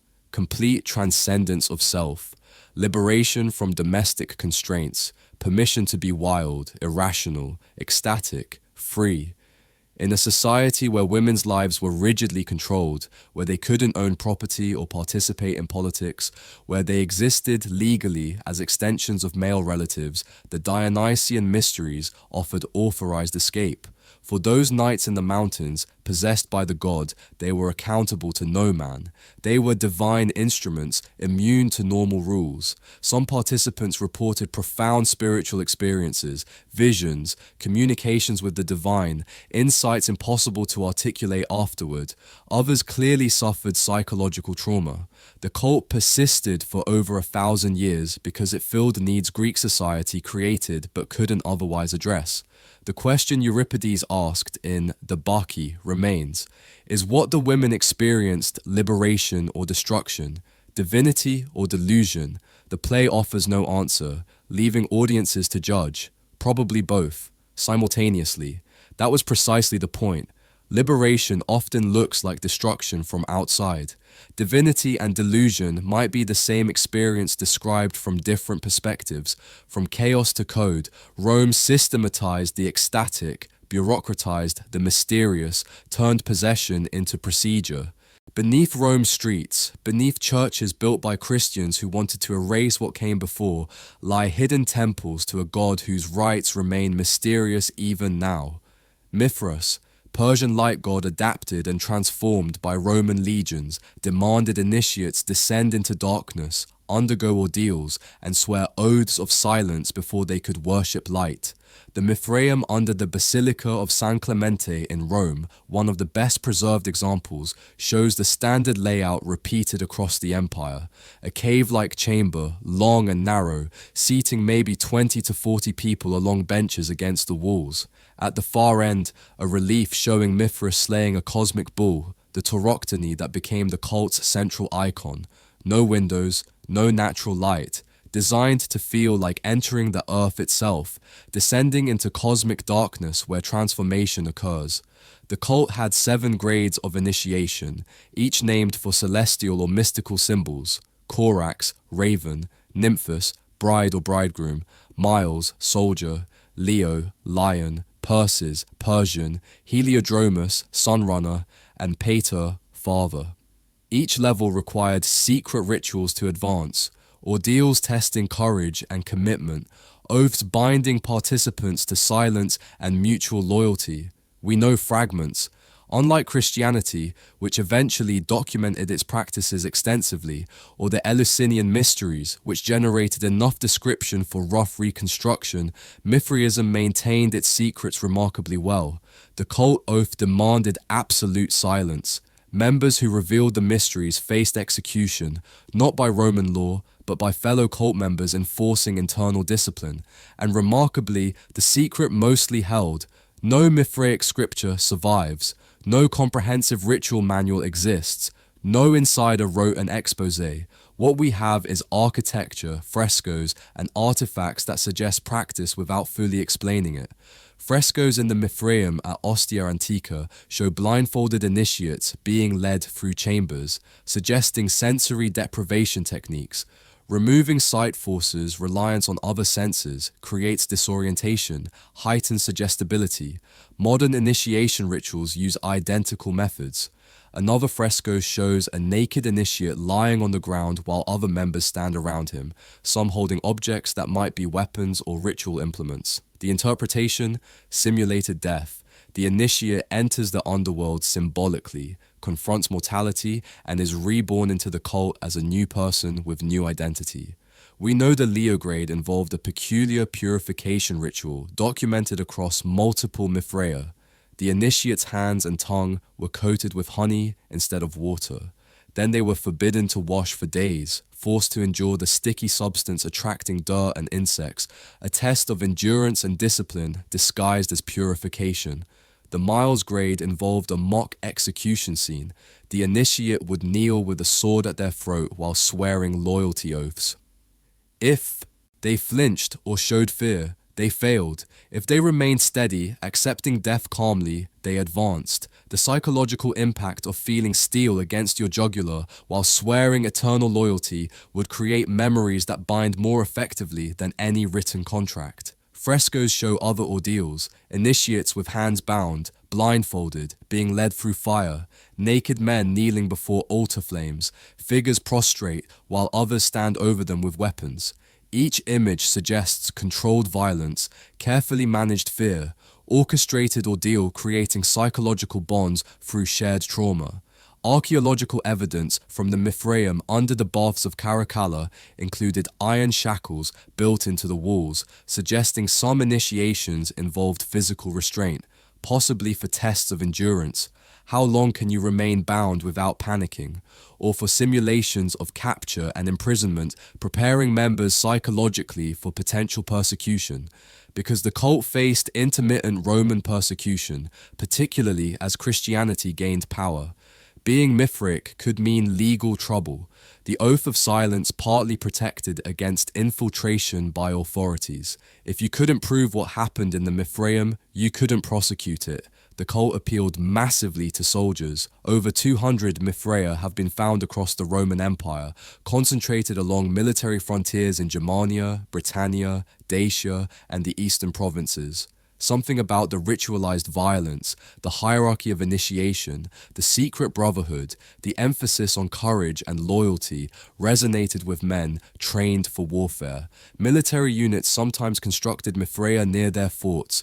The cult provided spiritual community in hostile territory, brotherhood bonds stronger than normal military discipline, and masculine solidarity that excluded women entirely. No evidence exists of female Mithraists. The cult was male only, possibly part of its appeal to soldiers. The rituals also included communal meals. Archaeological evidence shows cooking areas, animal bone deposits, wine residue, bread ovens in Mithraea across the empire. Members would feast together after ceremonies, breaking bread and sharing wine in ways that paralleled Christian Eucharist but preceded it.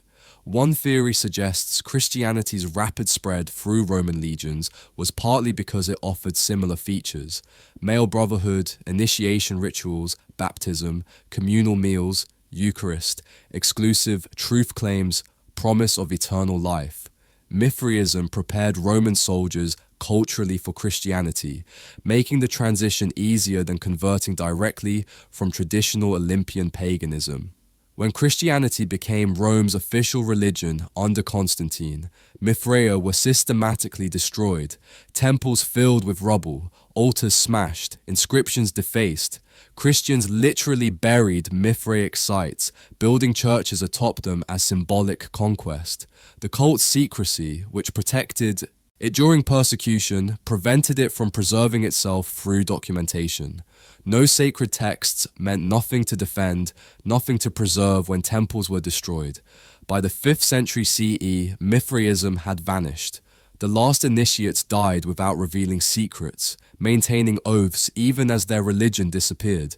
We're left with empty temples, fragmentary images, and questions about what actually happened in those underground chambers. Secrets moved from cave to altar. Eventually, organs themselves became scripture, divine messages written in flesh. The bronze liver of Piacenza, discovered in 1877 near the Italian city of Piacenza, is one of history's strangest artifacts. It's a bronze model of a sheep's liver, approximately 12 centimeters long, divided into 44 sections, each labeled with the name of a deity in the Etruscan language. It's not art, it's not metaphor, it's a training manual, a divine GPS system, a map for reading the future in organ tissue. The Etruscans, pre-Roman inhabitants of Italy, the civilization that gave Rome its kings, engineering knowledge, and religious practices before being conquered and absorbed, pioneered haruspicy, divination through inspecting sacrificed animals' internal organs, particularly livers. They believed the liver was the seat of the soul and divine will, its shape and markings reflecting cosmic intentions. The gods wrote messages in flesh for those trained to read them. Roman writers documented the process with a mixture of respect and revulsion. Cicero, the great orator and skeptical philosopher, described haruspices as essential to state functions. No major political or military decision proceeded without consulting them. Treaties were signed only after favorable liver readings. Battles began when livers indicated divine approval. Senate meetings sometimes paused for haruspices to examine fresh sacrifices and interpret divine messages. Yet Cicero also called the practice superstition based on terror, expressing philosophical doubt while acknowledging political necessity. He personally thought it was nonsense, but recognized that enough Romans believed it to make ignoring haruspices politically suicidal. The method was elaborate, refined over centuries into sophisticated procedure. After sacrificing a sheep or ox according to specific ritual protocols, the haruspex would carefully remove the liver, preserving it intact. The animal had to die properly. Wrong sacrifice procedures invalidated the reading, requiring another sacrifice. The liver was examined under specific lighting conditions while reciting prayers to ensure accurate divine communication. Color, texture, size, and any abnormalities, discolorations, growths, unusual shapes, were interpreted according to which section of the organ they appeared in. The bronze liver shows the system's complexity. One section labeled tin, Jupiter, indicated matters of supreme power, sovereignty, lightning, and major state decisions. Another marked Neph, Neptune, concerned water, travel, chaos, and unpredictable events.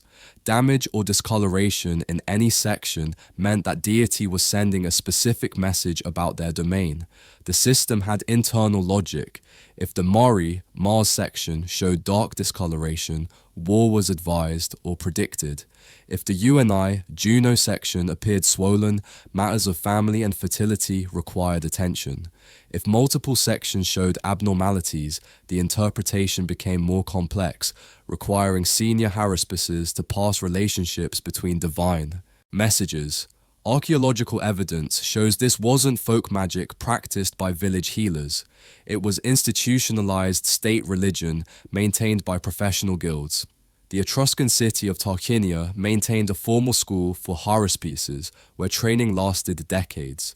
Students learned anatomy, extensive knowledge of organs and their normal variations, theology, attributes, and domains of dozens of deities, astronomy, correlating celestial events with liver readings, and interpretive protocols, how to handle ambiguous or contradictory signs. Graduates received certification recognized across Etruscan city-states. Being a trained haruspex was prestigious, lucrative, and politically influential. They advised kings, commanded respect from warriors, and their interpretations could start or prevent wars. When Rome conquered Etruria, they didn't abolish haruspicy, they adopted it wholesale. Roman Senate meetings included official haruspices from Etruscan families trained in the traditional methods. Military campaigns began with liver readings. Emperors consulted them before major decisions. The Roman state maintained the Collegium of Haruspices, an official body of 60 members drawn from aristocratic Etruscan families. They answered questions from generals, senators, and emperors. Their interpretations appeared in state records and official histories. One famous example, in 44 BCE, just before Julius Caesar's assassination, his personal haruspeks examined a sacrifice and found the liver completely missing one lobe, an impossibility in normal anatomy. The haruspeks warned this indicated immediate mortal danger, that Caesar should not leave his house. Caesar ignored the warning, attended the Senate meeting, and was stabbed 23 times. The missing lobe story might be later embellishment, convenient prophecy added retroactively, but it illustrates how seriously Romans took liver divination. Even skeptics like Cicero acknowledged its political power, and Caesar's assassination generated decades of speculation about what omens were ignored. The darkly comic aspect, the haruspices were usually correct in their political predictions, not because livers hold divine wisdom, but because haruspices were politically savvy insiders who understood factional dynamics, military realities, and power structures. They read the room, then claimed to read the liver. The liver gave them cover to deliver politically useful advice. The gods say your planned military campaign will fail translates to, I know your supply lines are overstretched and your allies are unreliable, but I can't say that directly without seeming treasonous. The system worked as political theatre. Leaders got the benefit of divine endorsement for decisions they had already made, or divine warnings against plans that informed insiders knew were doomed. The haruspices maintained influence by being right often enough to seem divinely guided, but they believed it themselves. That's crucial. This wasn't cynical manipulation. Haruspices genuinely believed divine messages appeared in organs. They saw patterns, variations, and anomalies that they'd been trained for decades to interpret. Confirmation bias and pattern recognition created self-fulfilling prophecy cycles that reinforced belief. The practice continued until Christianity banned it in the late 4th century CE. Emperor Theodosius I outlawed pagan divination, closed temples, and prosecuted haruspices. The schools closed, the knowledge was lost. By the 5th century, no one remembered how to read livers according to Etruscan methods. The world's first data analytics, just messier, and ultimately not much different from modern consulting firms who charge enormous fees to tell executives what their mid-level managers already know, just with more authoritative framing. In Africa, life and death hung on poison rather than organs. Different substance, same principle. External agent reveals hidden truth. British anthropologist E. Evans Pritchard lived among the Azande people of Central Africa from 1926 to 1930 and documented what he initially dismissed as primitive superstition, then gradually recognized as sophisticated juridical procedure that operated more effectively than British colonial courts. The poison oracle, called Benj, functioned as judge, jury, and investigator in Azande society. When accused of a crime, theft, adultery, witchcraft, the defendant could demand trial by oracle, but the accused didn't consume poison themselves. Chickens did, serving as proxies for human justice. The procedure was formalized with legal precision. Questions were phrased in clear yes-no format. If X stole the goats, poison kill the fowl. If X is innocent, poison spare the fowl. The oracle operator, usually a respected elder trained in the procedure, administered Benj, a toxic substance extracted from forest vines containing strychnine-like alkaloids. The chicken's fate determined truth. Evans Pritchard, trained in British law and scientific method, watched dozens of these oracles over 4 years. Sometimes chickens died, sometimes they survived, sometimes they exhibited sublethal effects, convulsions, temporary paralysis, then recovery. The Azande interpreted results with absolute conviction. Verdicts were binding, appeals were impossible, justice was rendered. Western observers initially called it primitive injustice, laughable magic masquerading as law. How could anyone take chicken poisoning seriously as jurisprudence? Where was the evidence, the testimony, the reasoned deliberation? Then anthropologists looked more carefully and recognized sophisticated patterns beneath apparent simplicity. The poison dosage wasn't standardized. The benge preparation varied in potency based on which parts of the plant were used, how they were processed, what other substances were mixed in. The oracle operator controlled dosage with considerable discretion, adjusting amounts based on numerous factors. His judgments incorporated community knowledge, social dynamics, the accused's reputation, and available evidence. The chicken was theater. The oracle was judicial discretion disguised as divine revelation. By routing judgment through the oracle rather than direct human accusation, the Azande avoided blood feuds that plagued societies without neutral arbitration. Moreover, the poison itself was sophisticated. Strychnine alkaloids produce non-lethal effects in sub-threshold doses. Muscle convulsions, respiratory stress, then spontaneous recovery. An experienced operator could calibrate dosage based on intent, making the randomness far less random than it appeared. Small dose for acquittal, large dose for conviction, medium dose for ambiguous cases requiring repeat oracles. The Azande weren't stupid. They knew humans manipulated the process. But that didn't matter. What mattered was communal acceptance of the system. By routing judgment through the oracle rather than direct human decision, they avoided the social fractures that come from humans judging humans. Guilty verdicts came from benge, not from neighbors, preventing revenge cycles. If the oracle convicted your brother, you couldn't blood feud against the oracle operator. He merely administered poison. The oracle itself rendered judgment. Social cohesion was preserved through ritualized displacement of responsibility. Evans Pritchard documented cases where oracle judgments contradicted his own assessment of evidence, cases where he knew someone was guilty, but the oracle acquitted them, cases where someone seemed obviously innocent, but the oracle convicted. He expressed frustration in his field notes, calling specific verdicts absurd or unfair. Then he'd observe the aftermath. The community accepted the verdict. Life continued. Social relationships were maintained. The alternative, direct human judgment creating faction and feud, was avoided, and he began to understand that accurate justice might matter less than stable justice, that a flawed system everyone accepts prevents worse outcomes than a perfect system nobody trusts. His famous conclusion became foundational to anthropology. Azande act as if their oracles were always true. We act as if our courts were always just. Both are useful fictions that allow society to function. The insight was profound. British law claimed objectivity, reason, evidence-based judgment, but British courts also rendered unjust verdicts, served political interests, and perpetuated systemic bias. The difference wasn't that one system was rational and the other superstitious. Both were social technologies for rendering judgment and maintaining order, just using different mechanisms. Evans Pritchard noted that Azande were perfectly capable of understanding biological causation and natural events. They knew that termites ate wood, that seeds grew into plants, that fire burned. They didn't attribute everything to magic or spirits, but for social issues, guilt, innocence, witchcraft, conflict, they preferred oracles to human judgment because oracles couldn't be corrupted by favoritism, bribed by wealth, or influenced by politics.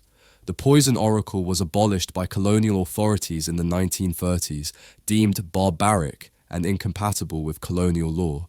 Ironically, those same authorities maintained capital punishment, state-sanctioned execution based on 12 citizens interpreting ambiguous evidence, delivering judgment that claimed divine authority through "so help me God" oaths.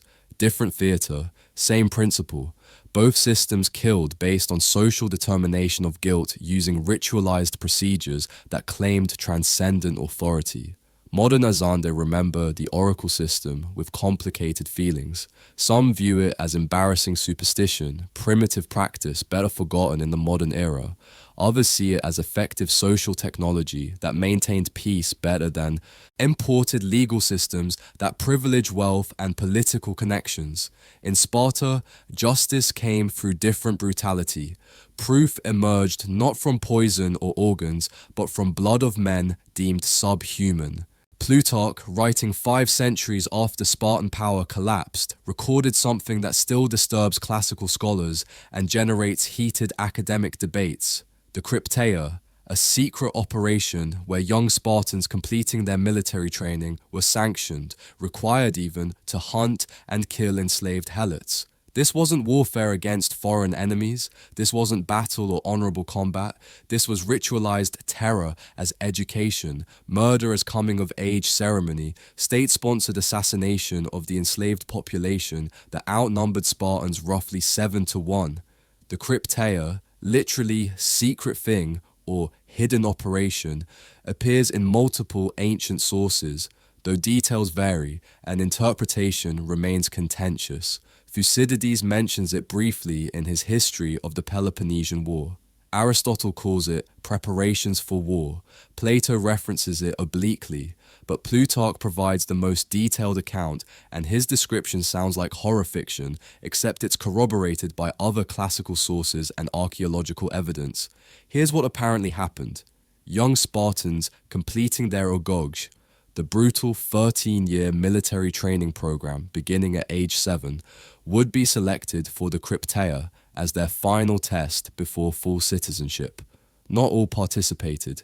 Being chosen was considered an honor, selection indicating you'd excelled in previous training and showed appropriate hardness of character.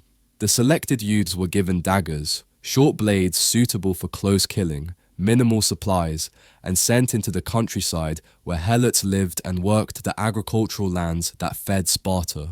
For an unspecified period, ancient sources suggest months, possibly the entire winter season, these young men would hide during the day and hunt at night. Their targets were helots who seemed strong, intelligent, or potentially rebellious, anyone who showed leadership qualities, anyone who might organize resistance, anyone who simply seemed too confident, too capable, too much like a person rather than property. The murders were legal, authorized, ritualized. Sparta formally declared war on the helot population every year upon the ephors taking office, creating permanent legal coverage for killing them without pollution of blood guilt. The annual war declaration meant killing helots was officially warfare, not murder, allowing Spartans to kill them without requiring purification rituals normally necessary after bloodshed. The Crypteia was practical application of that perpetual war state. Young warriors seasoned themselves by committing actual killings before facing foreign enemies in formal battle. They learned to hunt humans, to kill silently, to operate behind enemy lines, to endure hardship alone in hostile territory, and they terrorized the helot population, demonstrating Spartan power, punishing excellence among the enslaved, eliminating potential resistance leaders before movements could form. Archaeological evidence from Laconia shows mass graves dated to the classical period containing helot remains identified by burial practices and lack of grave goods. Multiple burials show trauma consistent with stabbing, blade wounds in backs, neck trauma, defensive wounds on hands and forearms. These weren't battlefield dead buried with honor. These were bodies dumped without ceremony, disposed of rather than mourned. One pit excavated near ancient Sparta contained over 30 bodies, many showing the same wound patterns, single deep stab wounds from behind, severing the spinal cord or piercing the heart through the back. Professional killing, assassination technique, the kind of efficient murder you learn through training and practice. Plutarch records that Sparta declared war on helots annually to avoid miasma, religious pollution from murder. The custom indicates how systematic the killing was. You don't need annual legal coverage for rare violence. You need it when murder is regular state policy. Some young Spartans struggled with the crypteia. One fragment from a later source mentions a youth who refused to participate and was consequently denied citizenship, becoming a perioikoi, a free non-citizen with limited rights because he lacked the hardness necessary for Spartan manhood. The implication is chilling. To be a full Spartan citizen, you had to prove you could kill helots in cold blood. Murder wasn't an unfortunate necessity or battlefield requirement. It was a citizenship test, an initiation rite, proof you'd embraced Spartan values completely. But most participated. Some enthusiastically, ancient sources suggest, because Sparta demanded its citizens be capable of unsentimental violence. Emotional attachment was weakness. Mercy was failure. The state required men who would kill without hesitation, and the crypteia ensured it by having them commit murder as teenagers, normalizing violence before their consciences fully formed. The system worked, at least by Spartan standards. They maintained control over a massive enslaved population for centuries with relatively few successful revolts. The constant terror, the unpredictable violence, the knowledge that young Spartans were out there hunting in the darkness, it kept the helots paralyzed with fear, unable to organize, too terrified to resist. When Athens called Sparta barbaric, Spartans pointed to their legendary military discipline, their impressive battlefield victories, their reputation as Greece's finest warriors. What they didn't mention, that discipline was built on teenagers learning to murder slaves in the dark, then returning to barracks in time for breakfast and training exercises as if hunting humans was no different from any other martial skill. The practice continued until Sparta's power collapsed in the 4th century BCE after defeat by Thebes at Leuctra. The helots, finally free from constant terror, revolted en masse. Generations of suppressed rage exploded. Many Spartans were killed by former helots who remembered the crypteia, who'd lost family members to night raids, who'd lived in perpetual fear of invisible assassins. Modern scholars debate the crypteia's extent. Some argue Plutarch exaggerated, that the practice was more limited than described, that it might have targeted only specific individuals rather than being open hunting season. Others point out that Plutarch's account aligns with other sources and with archaeological evidence, suggesting, if anything, he understated the systematic nature. The truth is probably dark. Sparta built its entire society on enslaving its neighbors and terrorizing them into submission. The crypteia fits logically into that system, not aberration, but necessary component, keeping the enslaved population too frightened to rebel. Death cleansed the state, purified the young warriors, proved their fitness to be citizens. Sparta's greatness was built on corpses. They just had the courtesy not to pretend otherwise. Egypt tried to cleanse death itself rather than use it as purification tool, redirecting violence toward the afterlife rather than the living. The mummy lies on its side in the courtyard of the tomb, wrapped in layers of fine linen, still smelling of natron salt and cedar resin. 70 days of preparation have transformed the deceased from rotting flesh into preserved vessel for eternal life. But one crucial step remains. A priest approaches, wearing the mask of Anubis, jackal-headed god of embalming. In his hand, he carries a ceremonial adze, a copper tool shaped like a curved blade on a wooden handle, typically used by carpenters for shaping wood. He touches it carefully to the mummy's mouth. Your mouth was closed, but I have set in order for you your mouth and your teeth. The opening of the mouth ceremony was ancient Egypt's most intimate funerary ritual, the moment when the deceased theoretically regained their senses and could function in the afterlife. Without this ceremony, Egyptians believed, the dead would enter the afterlife blind, deaf, mute, unable to speak protective spells or eat offered food or perceive the journey ahead. They'd be trapped in their preserved bodies, conscious but senseless, for eternity. The thought terrified Egyptians more than death itself. The ceremony dates to Egypt's earliest dynasties and continued for over 3,000 years with remarkable consistency. The Papyrus of Hunefer, dated to the 19th dynasty around 1285 BCE, illustrates the complete procedure in detailed vignettes running along its length. Other papyri and tomb reliefs from across Egyptian history show variations, but core elements remain constant across millennia. The ritual required specific tools, each with symbolic significance. The adze for carpentry and building, ostrich feathers for air and breath, the foreleg of a freshly slaughtered ox, still bleeding, still warm, natron salt for purification, incense for sanctification, and various containers for water and milk. Each tool touched different parts of the mummy's face, while priests recited 75 separate spells from what would later be compiled as the Book of the Dead. The ceremony followed precise order, each step building on the previous, systematically restoring the deceased's faculties. The adze touched the mouth multiple times while priests recited, "I open your mouth for you, I open your eyes for you. I have opened your mouth and your eyes with the adze of Anubis, with the iron implement with which the mouths of the gods were opened." The ostrich feathers were waved before the mummy's face while incantations invoked Shu, god of air. "I give you your throat, I give you your vertebrae, I give you your lungs that you may breathe." The ox foreleg, still bleeding, still radiating body heat, was held to the mummy's mouth in a gesture that looks almost like forced feeding. The symbolism was life transfer, vitality flowing from living animal to deceased human, reanimating the preserved form through blood and heat. Spell 23 from the Book of the Dead states, "O you whose mouth is opened by the god of his city. Opened for you is your mouth by Ptah, the god who fashions humanity. Opened are your two eyes by the god who opens the eyes."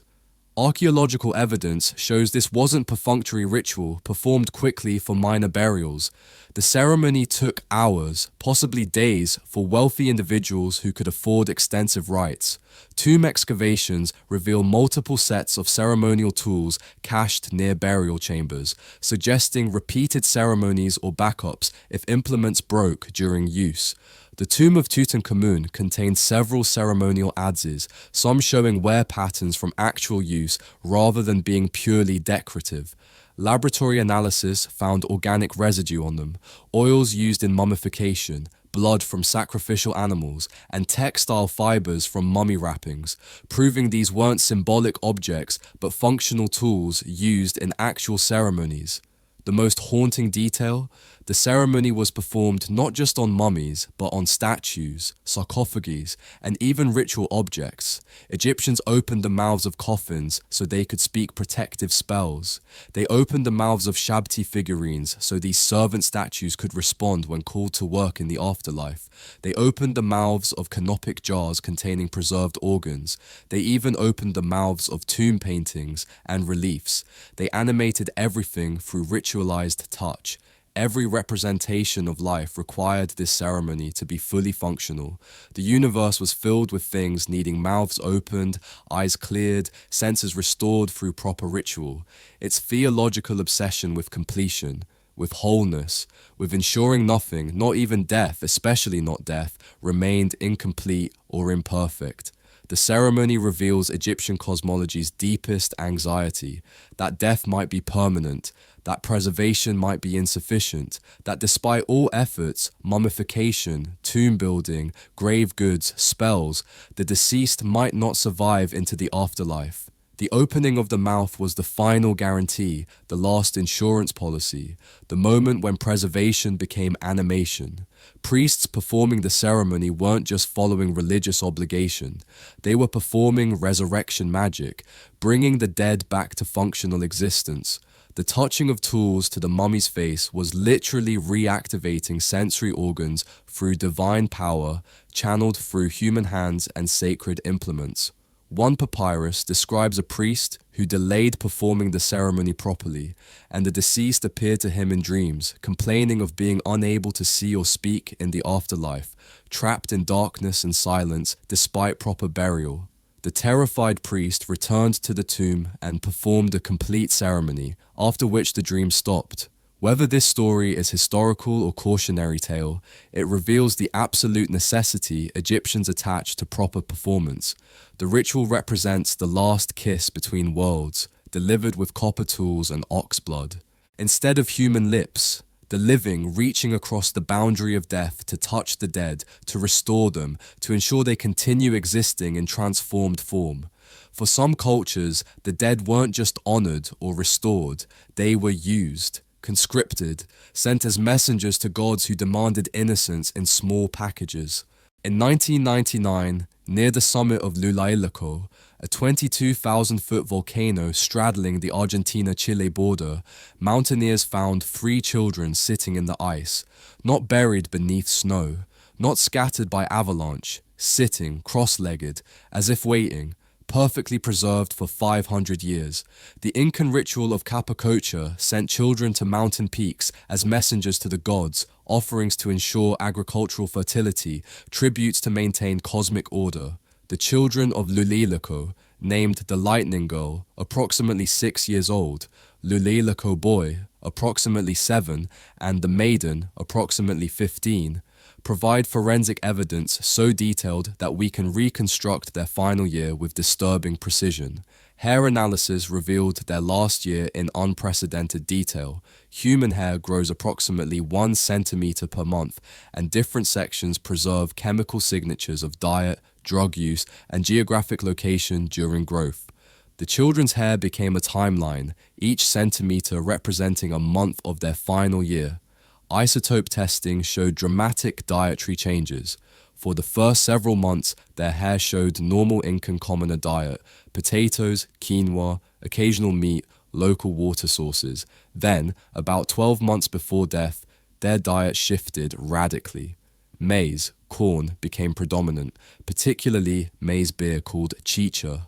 Coca leaves appeared in increasing concentrations. These were elite foods, luxury items unavailable to commoners.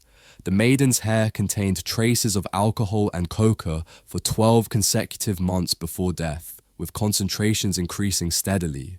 By her final months, the drug levels suggest near constant intoxication, blood alcohol levels incompatible with normal functioning, coca concentrations indicating she was chewing leaves continuously or drinking coca-infused chicha. She was drugged, systematically, for an entire year, prepared for death through pharmaceutical means the Incas had refined over centuries of performing Capacocha. Spanish chroniclers who witnessed Capacocha ceremonies in the 1500s, before the practice was completely suppressed, described the selection and preparation process. Children, usually aged 6 to 15, occasionally younger or older, were chosen for physical perfection. No scars, no deformities, no blemishes. They had to be a chaka, pure. Selection came from 2 sources: children from noble Incan families, offered voluntarily by parents seeking favor or fulfilling religious obligations, or tribute from conquered territories supplied as taxes along with gold, textiles, and labor. For children of noble families, being selected was supposedly an honor. The child would join the gods, ensure prosperity for their family, and live eternally in the celestial realm. Parents who offered children received political advantages, elevated social status, and economic benefits. The calculation was brutal but clear: sacrifice 1 child, elevate the entire family. For tribute children from conquered peoples, no such honor existed.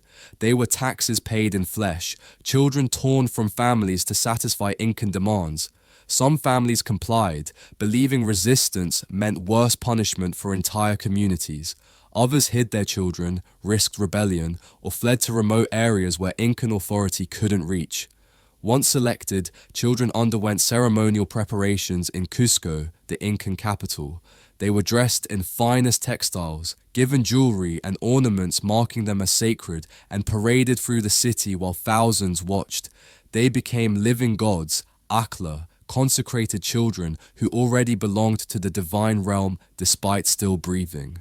The journey from Cusco to the sacrifice location was itself ritual. Thousands of people accompanied the children, treating them with reverence and awe.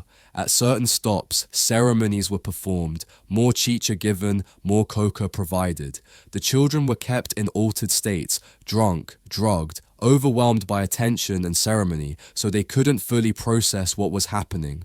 By the time they reached the summits, often climbing to altitudes where hypoxia alone created confusion and disorientation, the children were semi-conscious. Combined effects of altitude sickness, alcohol, coca, cold, and exhaustion left them barely aware. CT scans of the maiden, performed using non-invasive techniques preserving her frozen body, show she died sitting cross-legged, head bowed forward, hands resting in her lap. No trauma, no violence, no signs of struggle, just hypothermia, an altitude taking a girl too drugged to feel afraid, too intoxicated to resist, too altered to understand. Her lungs showed pulmonary edema, fluid accumulation from high altitude. Her brain showed signs of swelling, cerebral edema, another altitude effect. She essentially drowned in her own fluids while freezing, the alcohol and coca preventing her body from properly responding to distress signals. The lightning girl wasn't so fortunate. Her skull and shoulder show severe burns. She was struck by lightning after death, her frozen body conducting electricity. The strike partially thawed her, allowed some decomposition, then she refroze. Her death was probably similar to the maiden's, but her afterlife included violent celestial intervention.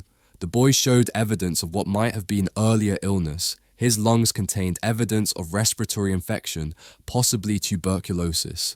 Perhaps he was already dying, selected because his death was imminent anyway. Or perhaps the infection was deliberate, a method of weakening him so he'd die more easily at altitude. Artifacts surrounding them tell stories of meticulous preparation. Figurines carved from precious materials, gold, silver, shell, representing llamas and humans, dressed in miniature textiles identical to full-sized garments. Pottery vessels containing food and drink, freeze-dried, potatoes, dried meat, maize beer, coca leaves in woven pouches, textiles showing technical mastery that required months or years to produce. These children were sent with wealth because they were becoming sacred. The Inca believed mountain peaks were where earth touched sky, where mortal realm intersected with celestial space, where humans could communicate directly with thunder gods and sky deities who controlled weather, agriculture, and cosmic order.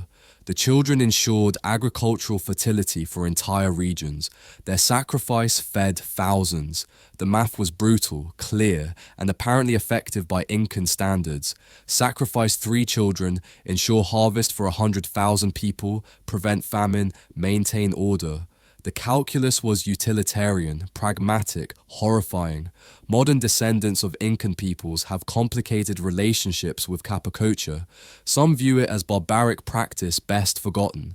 Others argue it must be understood in context, that Incan cosmology genuinely believed these children became divine, that death at summit meant eternal life among the gods, that what looks like murder to modern eyes was sacred transformation to Incan understanding. The debate is philosophically complex and emotionally fraught. Can we judge historical practices by modern ethics? Should we contextualize horror, or does horror transcend context? The children don't care about debates. They sit in museums now, still frozen, still preserved, still wearing their finest textiles. The lightning girl, the boy, the maiden, names given by archaeologists because their real names weren't recorded or were lost. Their identities were replaced by their function. Capacocha, sacrifices, offerings to gods who supposedly required innocent blood. The coal preserved both bodies and proof. What was offered on altars was sometimes eaten, though rarely by Incans. Other cultures found communion through consumption. The Toland man's face is peaceful. Too peaceful for someone who was strangled with a leather noose, had his throat cut, and was then drowned in a bog. His expression suggests sleep, maybe meditation, but definitely not the terror you'd expect from triple execution. In 1950, Danish peat cutters working in Bjelskovdal bog near Silkeborg thought they'd found a recent murder victim. The body was so well preserved, skin intact, facial features clear, hair and beard still present, that they called police immediately.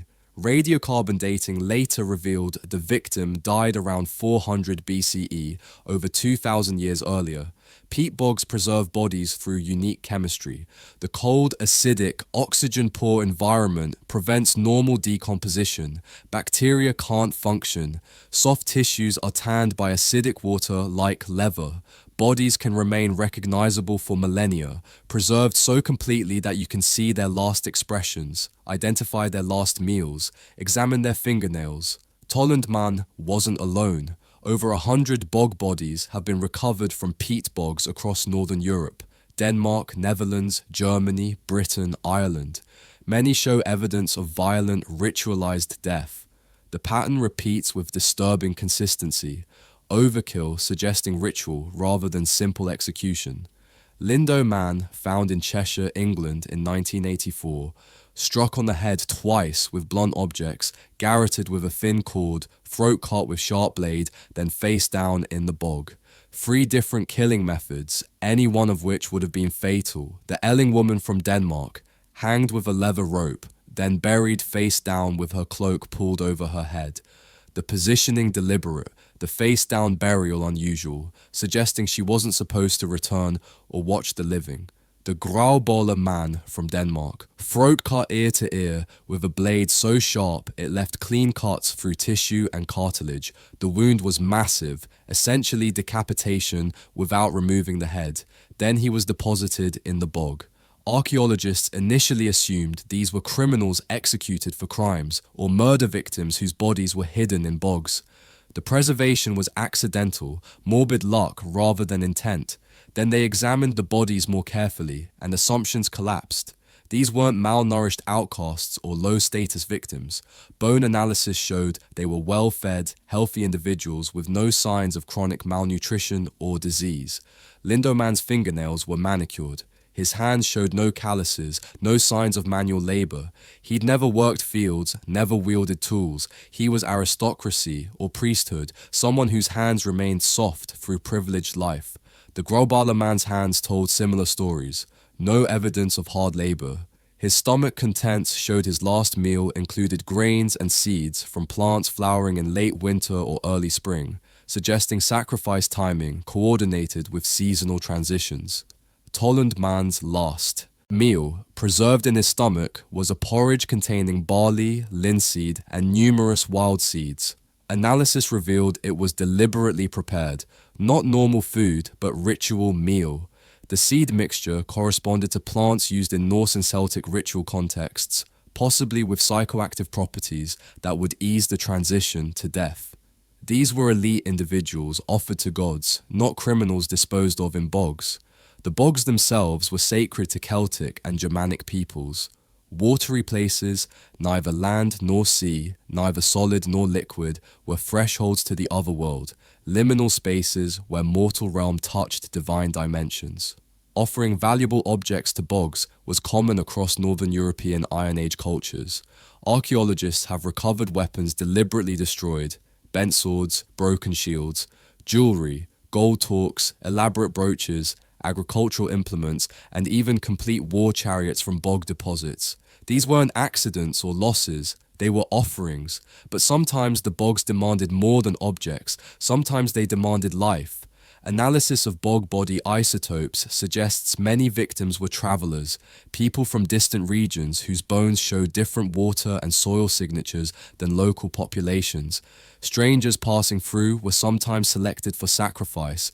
The gods required exotic offerings, foreign victims whose deaths wouldn't create local vendettas or reduce community population. One theory suggests some bog bodies were failed kings or leaders sacrificed when their reigns ended poorly. Ancient Celtic and Germanic cultures sometimes held rulers personally responsible for harvests, weather, and prosperity. When things went wrong, crop failure, military defeat, epidemic, the king might be ritually killed and replaced. Their bodies were offered to bogs as explanation to the gods. We acknowledge our failure. Here is our former leader as recompense.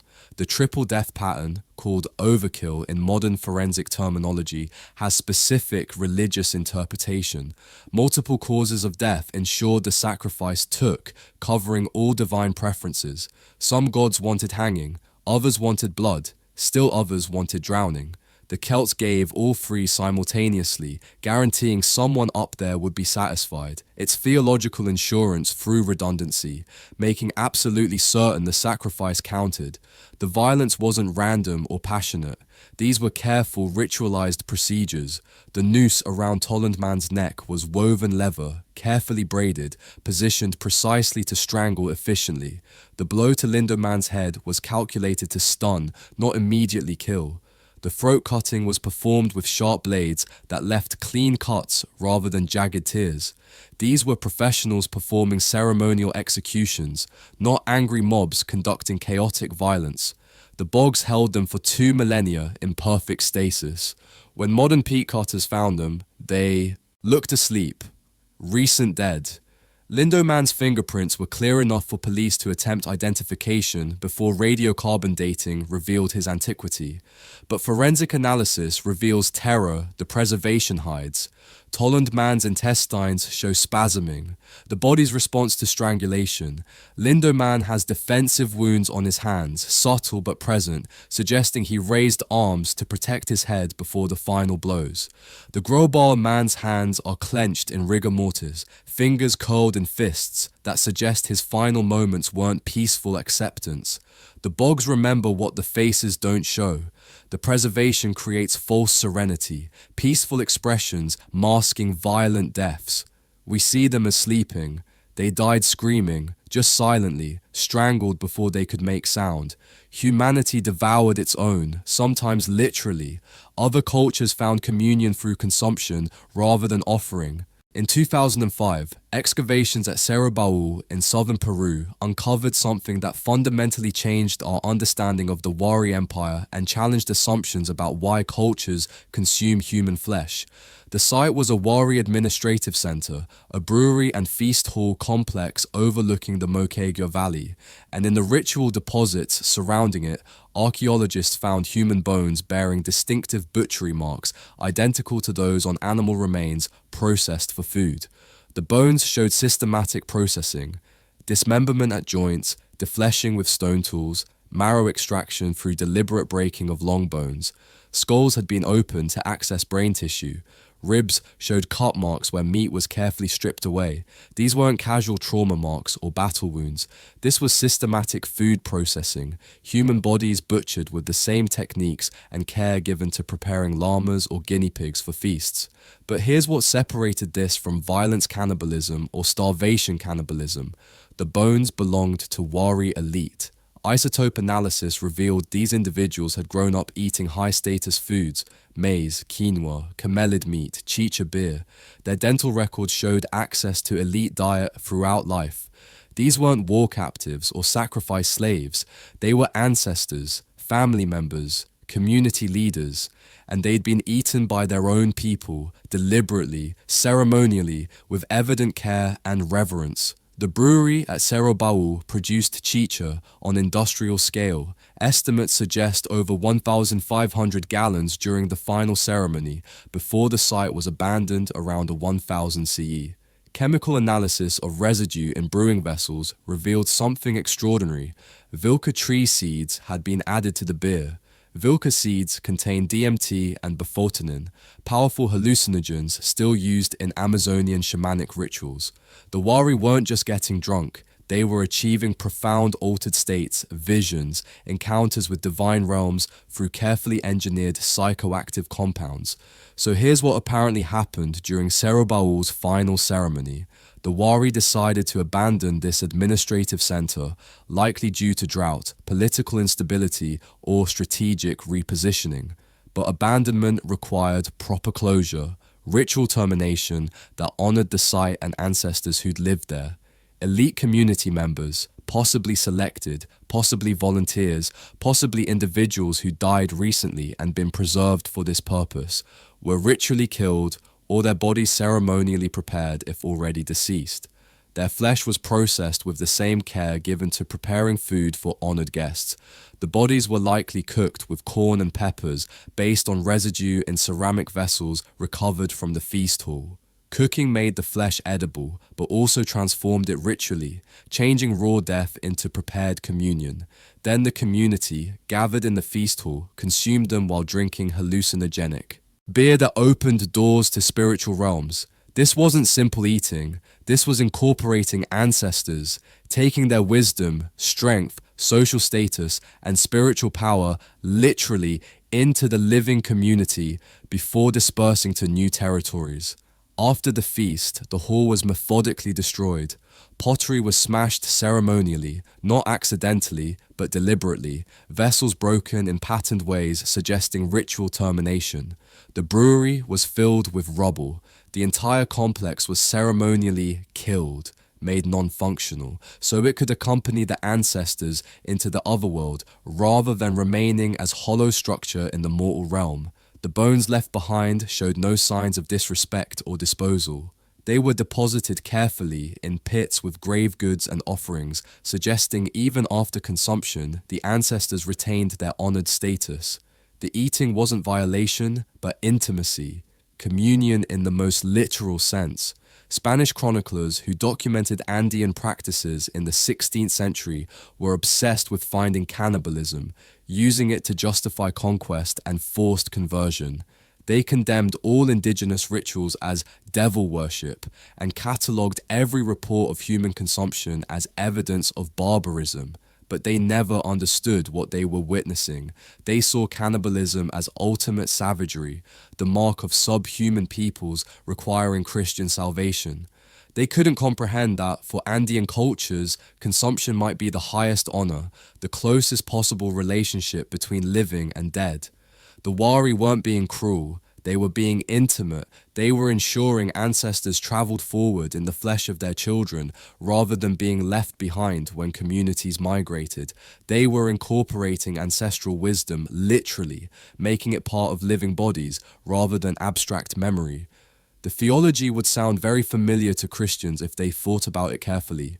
Body and blood given for communion, consumption of the divine to incorporate sacred power, literal transformation through eating. The Eucharist theology isn't that different, just substitute bread and wine for actual flesh, symbolic transformation for literal consumption. Both traditions recognize the same principle. Eating creates bonds. Consuming something makes it part of you. The most intimate possible relationship involves incorporation, taking something external and making it internal, transforming other into self through digestive alchemy. Modern descendants of Wari culture don't discuss this aspect of their heritage openly. It's uncomfortable, easily misunderstood, subject to sensationalization by outsiders seeking shocking stories rather than understanding. But anthropological analysis increasingly recognizes Wari cannibalism as sophisticated ritual practice, not primitive savagery. What was eaten was honored. What was devoured was preserved. The ancestors traveled forward in the flesh and blood and bones of their children, carried into new territories, dispersed across changed landscapes, but never abandoned, never forgotten, always present in the bodies of those who consumed them. The Necromanteon of Ephora sits in northwestern Greece, in the region of Epirus where the Acheron River, mythical boundary of the underworld, flows through limestone gorges into the Ionian Sea. For centuries, Greeks came here believing they could speak with the dead. Classical sources describe pilgrims seeking contact with deceased loved ones, warriors wanting advice from fallen comrades, rulers consulting dead predecessors. For a long time, scholars assumed this was purely psychological theatre, religious practitioners playing on grief and hope, using cold reading techniques and suggestive questioning to convince pilgrims they'd contacted spirits. The oracle priests were clever charlatans, the pilgrims were desperate dupes, and nothing supernatural ever happened. Then excavation in 1958 revealed the architecture, and archaeologists realized the magic was real. just not supernatural.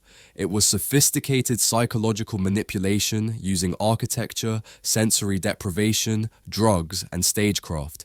The temple complex features a labyrinthine basement with vaulted chambers designed to disorient. Corridors double back on themselves, leading visitors through confusing paths with no clear sense of direction or distance. Ceiling heights vary dramatically, forcing travelers to stoop and then stand, disrupting spatial awareness. Wall surfaces are smooth and dark, offering no visual reference points in torchlight. Some walls contain embedded iron wheels that, when turned, created unearthly sounds echoing through corridors. The acoustic properties were carefully designed. Sounds would seem to come from multiple directions simultaneously, making their origin impossible to locate. Whispers could be projected from hidden alcoves to reach specific spots in corridors, creating the illusion of disembodied voices. The main ritual chamber features engineering that shocked modern archaeologists. A platform suspended on hidden mechanisms could be raised or lowered silently, creating the sensation of floating or descending into the underworld.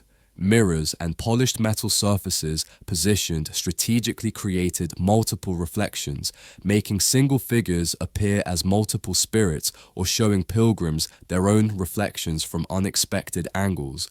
But the real sophistication was chemical. In the deepest chamber, archaeologists found residue in ceramic vessels. Chemical analysis identified components that would make any modern anesthesiologist nod with recognition. Hallucinogenic ergot, the fungus that produces LSD-like compounds, opium, belladonna, and various sedating herbs including possibly hellebore. The sacred drink pilgrims consumed before the ritual was a carefully calibrated cocktail inducing dissociative states, hallucinations, and suggestibility. Modern pharmacological analysis suggests the mixture would produce effects similar to ketamine or PCP, dissociation from body, visual, and auditory hallucinations, enhanced suggestibility, time, distortion, and possible out-of-body experiences. Pilgrims would arrive, undergo purification rituals lasting days, probably including fasting, which enhances drug effects, then be led through the labyrinth to the deepest chamber.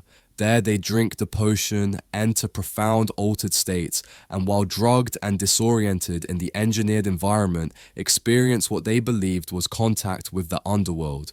But here's the truly sophisticated part. The oracle complex was staffed by priests who interviewed pilgrims before the ritual, learning details about the deceased they wished to contact, names, relationships, manner of death, unresolved issues. The priests would gather information through seemingly casual conversation over the days of purification. Then, while pilgrims were drugged and disoriented in the dark, priests would speak from hidden alcoves, providing messages from the dead using the information they had gathered.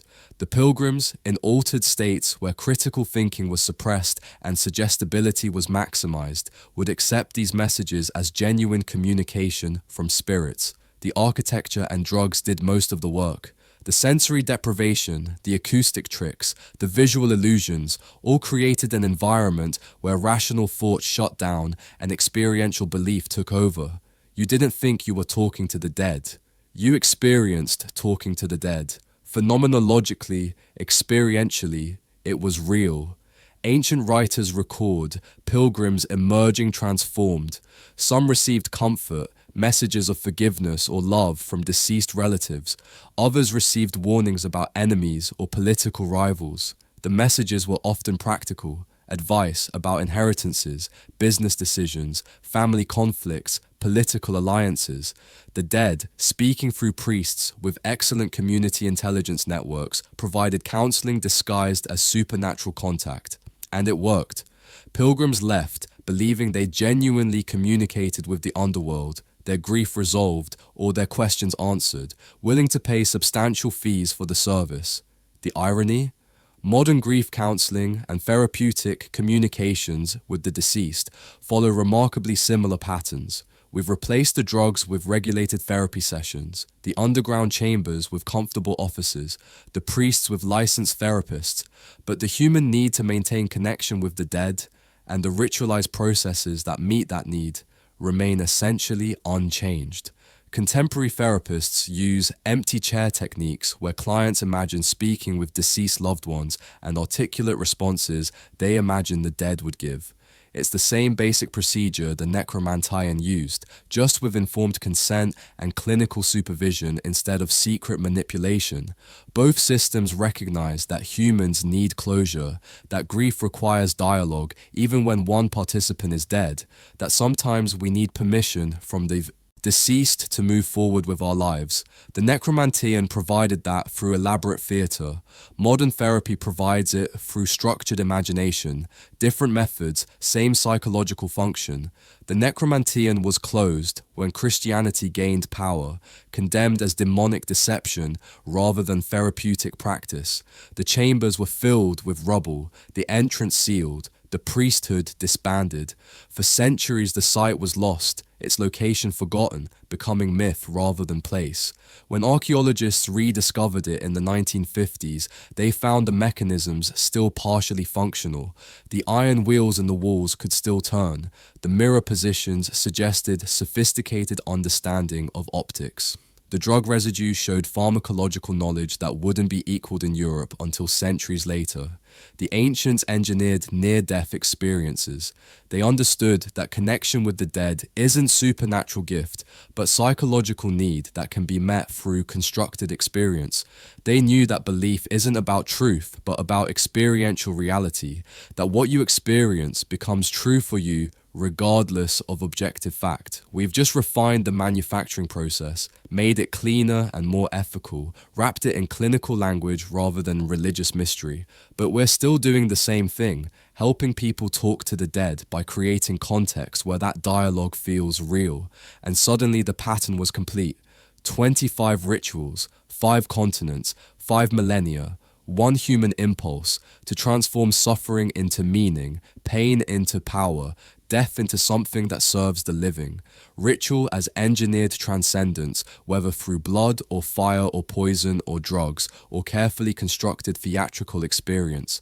The methods change, the need remains. And the question we still can't answer, are we performing rituals or are rituals performing us? Which is more ethical, honest brutality or abstracted violence? At least the Egyptian priest couldn't pretend otherwise. At least he carried the weight of direct action. Modern systems distribute responsibility so thoroughly that everyone involved can claim innocence. The Incan Capacocha sent specific children up specific mountains for specific communities' benefit. Everyone knew who was being sacrificed and why. The system was horrifying but transparent. Modern systems sacrifice children to poverty, inadequate education, environmental toxins, and preventable diseases, deaths so scattered across time and space that we can pretend they're not sacrifices, just unfortunate outcomes of necessary policies. The difference is visibility and honesty, not morality. We sacrifice just as ruthlessly. We've just become skilled at not calling it sacrifice, at framing systemic violence as inevitable rather than chosen, at treating preventable deaths as acceptable collateral rather than ritual offerings to economic and political systems that benefit some at the expense of others. The Maya bloodletter drove thorns through her own tongue to commune with gods and demonstrate her fitness to rule. The modern executive destroys their health through chronic stress, 90-hour work weeks, and substance dependence to climb corporate hierarchies and prove their worthiness for power. Different altar, same sacrifice. One culture called it sacred. We call it ambition, dedication, or the price of success. We still transform pain into meaning. We still believe suffering earns righteousness, that endurance proves worth, that those who can't or won't submit to systemic violence deserve their marginalization. We structure societies around who bleeds and who benefits, who dies so others can thrive, who gets sacrificed so the system continues functioning.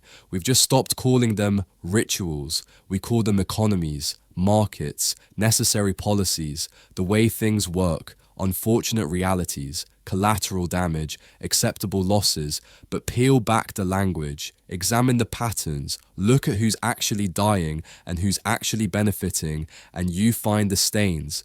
The same stains the ancients left, just spread thinner, distributed more efficiently, abstracted through enough layers that direct responsibility disappears. Maybe the question isn't why the ancients performed brutal rituals. Maybe it's why we think we've stopped, because all evidence suggests we haven't. We've just gotten better at performing them invisibly, at sacrificing people in ways that don't look like altars, at structuring violence so thoroughly into our systems that it seems natural rather than constructed. The Carthaginian Tophet burned children for divine favor and agricultural fertility. We burn through children's futures with climate change, environmental destruction, and economic systems that prioritize quarterly profits over generational sustainability. The children aren't literally burning on bronze, statues. They're inheriting a planet where their survival is compromised by decisions made for short-term advantage. Different mechanics, same principle. Sacrifice the next generation's well-being for current power's benefit. Maybe the ancients weren't more brutal than us. Maybe they were just more honest. Maybe their openness about sacrifice, building temples around it, documenting it, making it central to religious and civic identity, was actually more ethical than our denial that we're doing the same things with better publicity. The pattern isn't complete, it's continuing. The rituals haven't ended. They've evolved, mutated, adapted to look like rational policy rather than religious practice. But watch closely. Follow the resources, track who lives and who dies and why, and the pattern emerges clearly. We're still performing human sacrifice. We've just convinced ourselves otherwise by changing the terminology, distributing the violence, and refusing to acknowledge that our systems produce predictable deaths just as reliably as Aztec altars or Spartan crypteia or Incan capacocha. The question that should haunt us isn't, how could they do such things? But how do we keep doing them while convincing ourselves we've stopped? Which of these rituals unsettled you most? Not because it was grotesque, though many were, but because you recognized something familiar in it. Something that made you wonder about the ceremonies we still perform without calling them sacred, the sacrifices we still make without acknowledging them as ritual, the violence we still commit while claiming we're civilized. Drop your thoughts below. Because the most dangerous aspect of these patterns isn't that they existed in the past, it's that they exist in the present, disguised as normalcy, operating under different names, producing the same outcomes while we pretend we've evolved beyond such primitive practices. Every perspective keeps these stories alive and forces us to ask better questions about the rituals we've inherited, the ones we've disguised, the ones we've renamed, and the ones we're currently performing while telling ourselves we're nothing like the ancients who strangled servants, flayed captives, or sent children to freeze on mountaintops. Because the pattern isn't finished, it's active, and whether we're more enlightened than the ancients or just more self-deceived, that's the question that will haunt you long after this video ends. The rituals are still happening. We're just not calling them by their real names anymore.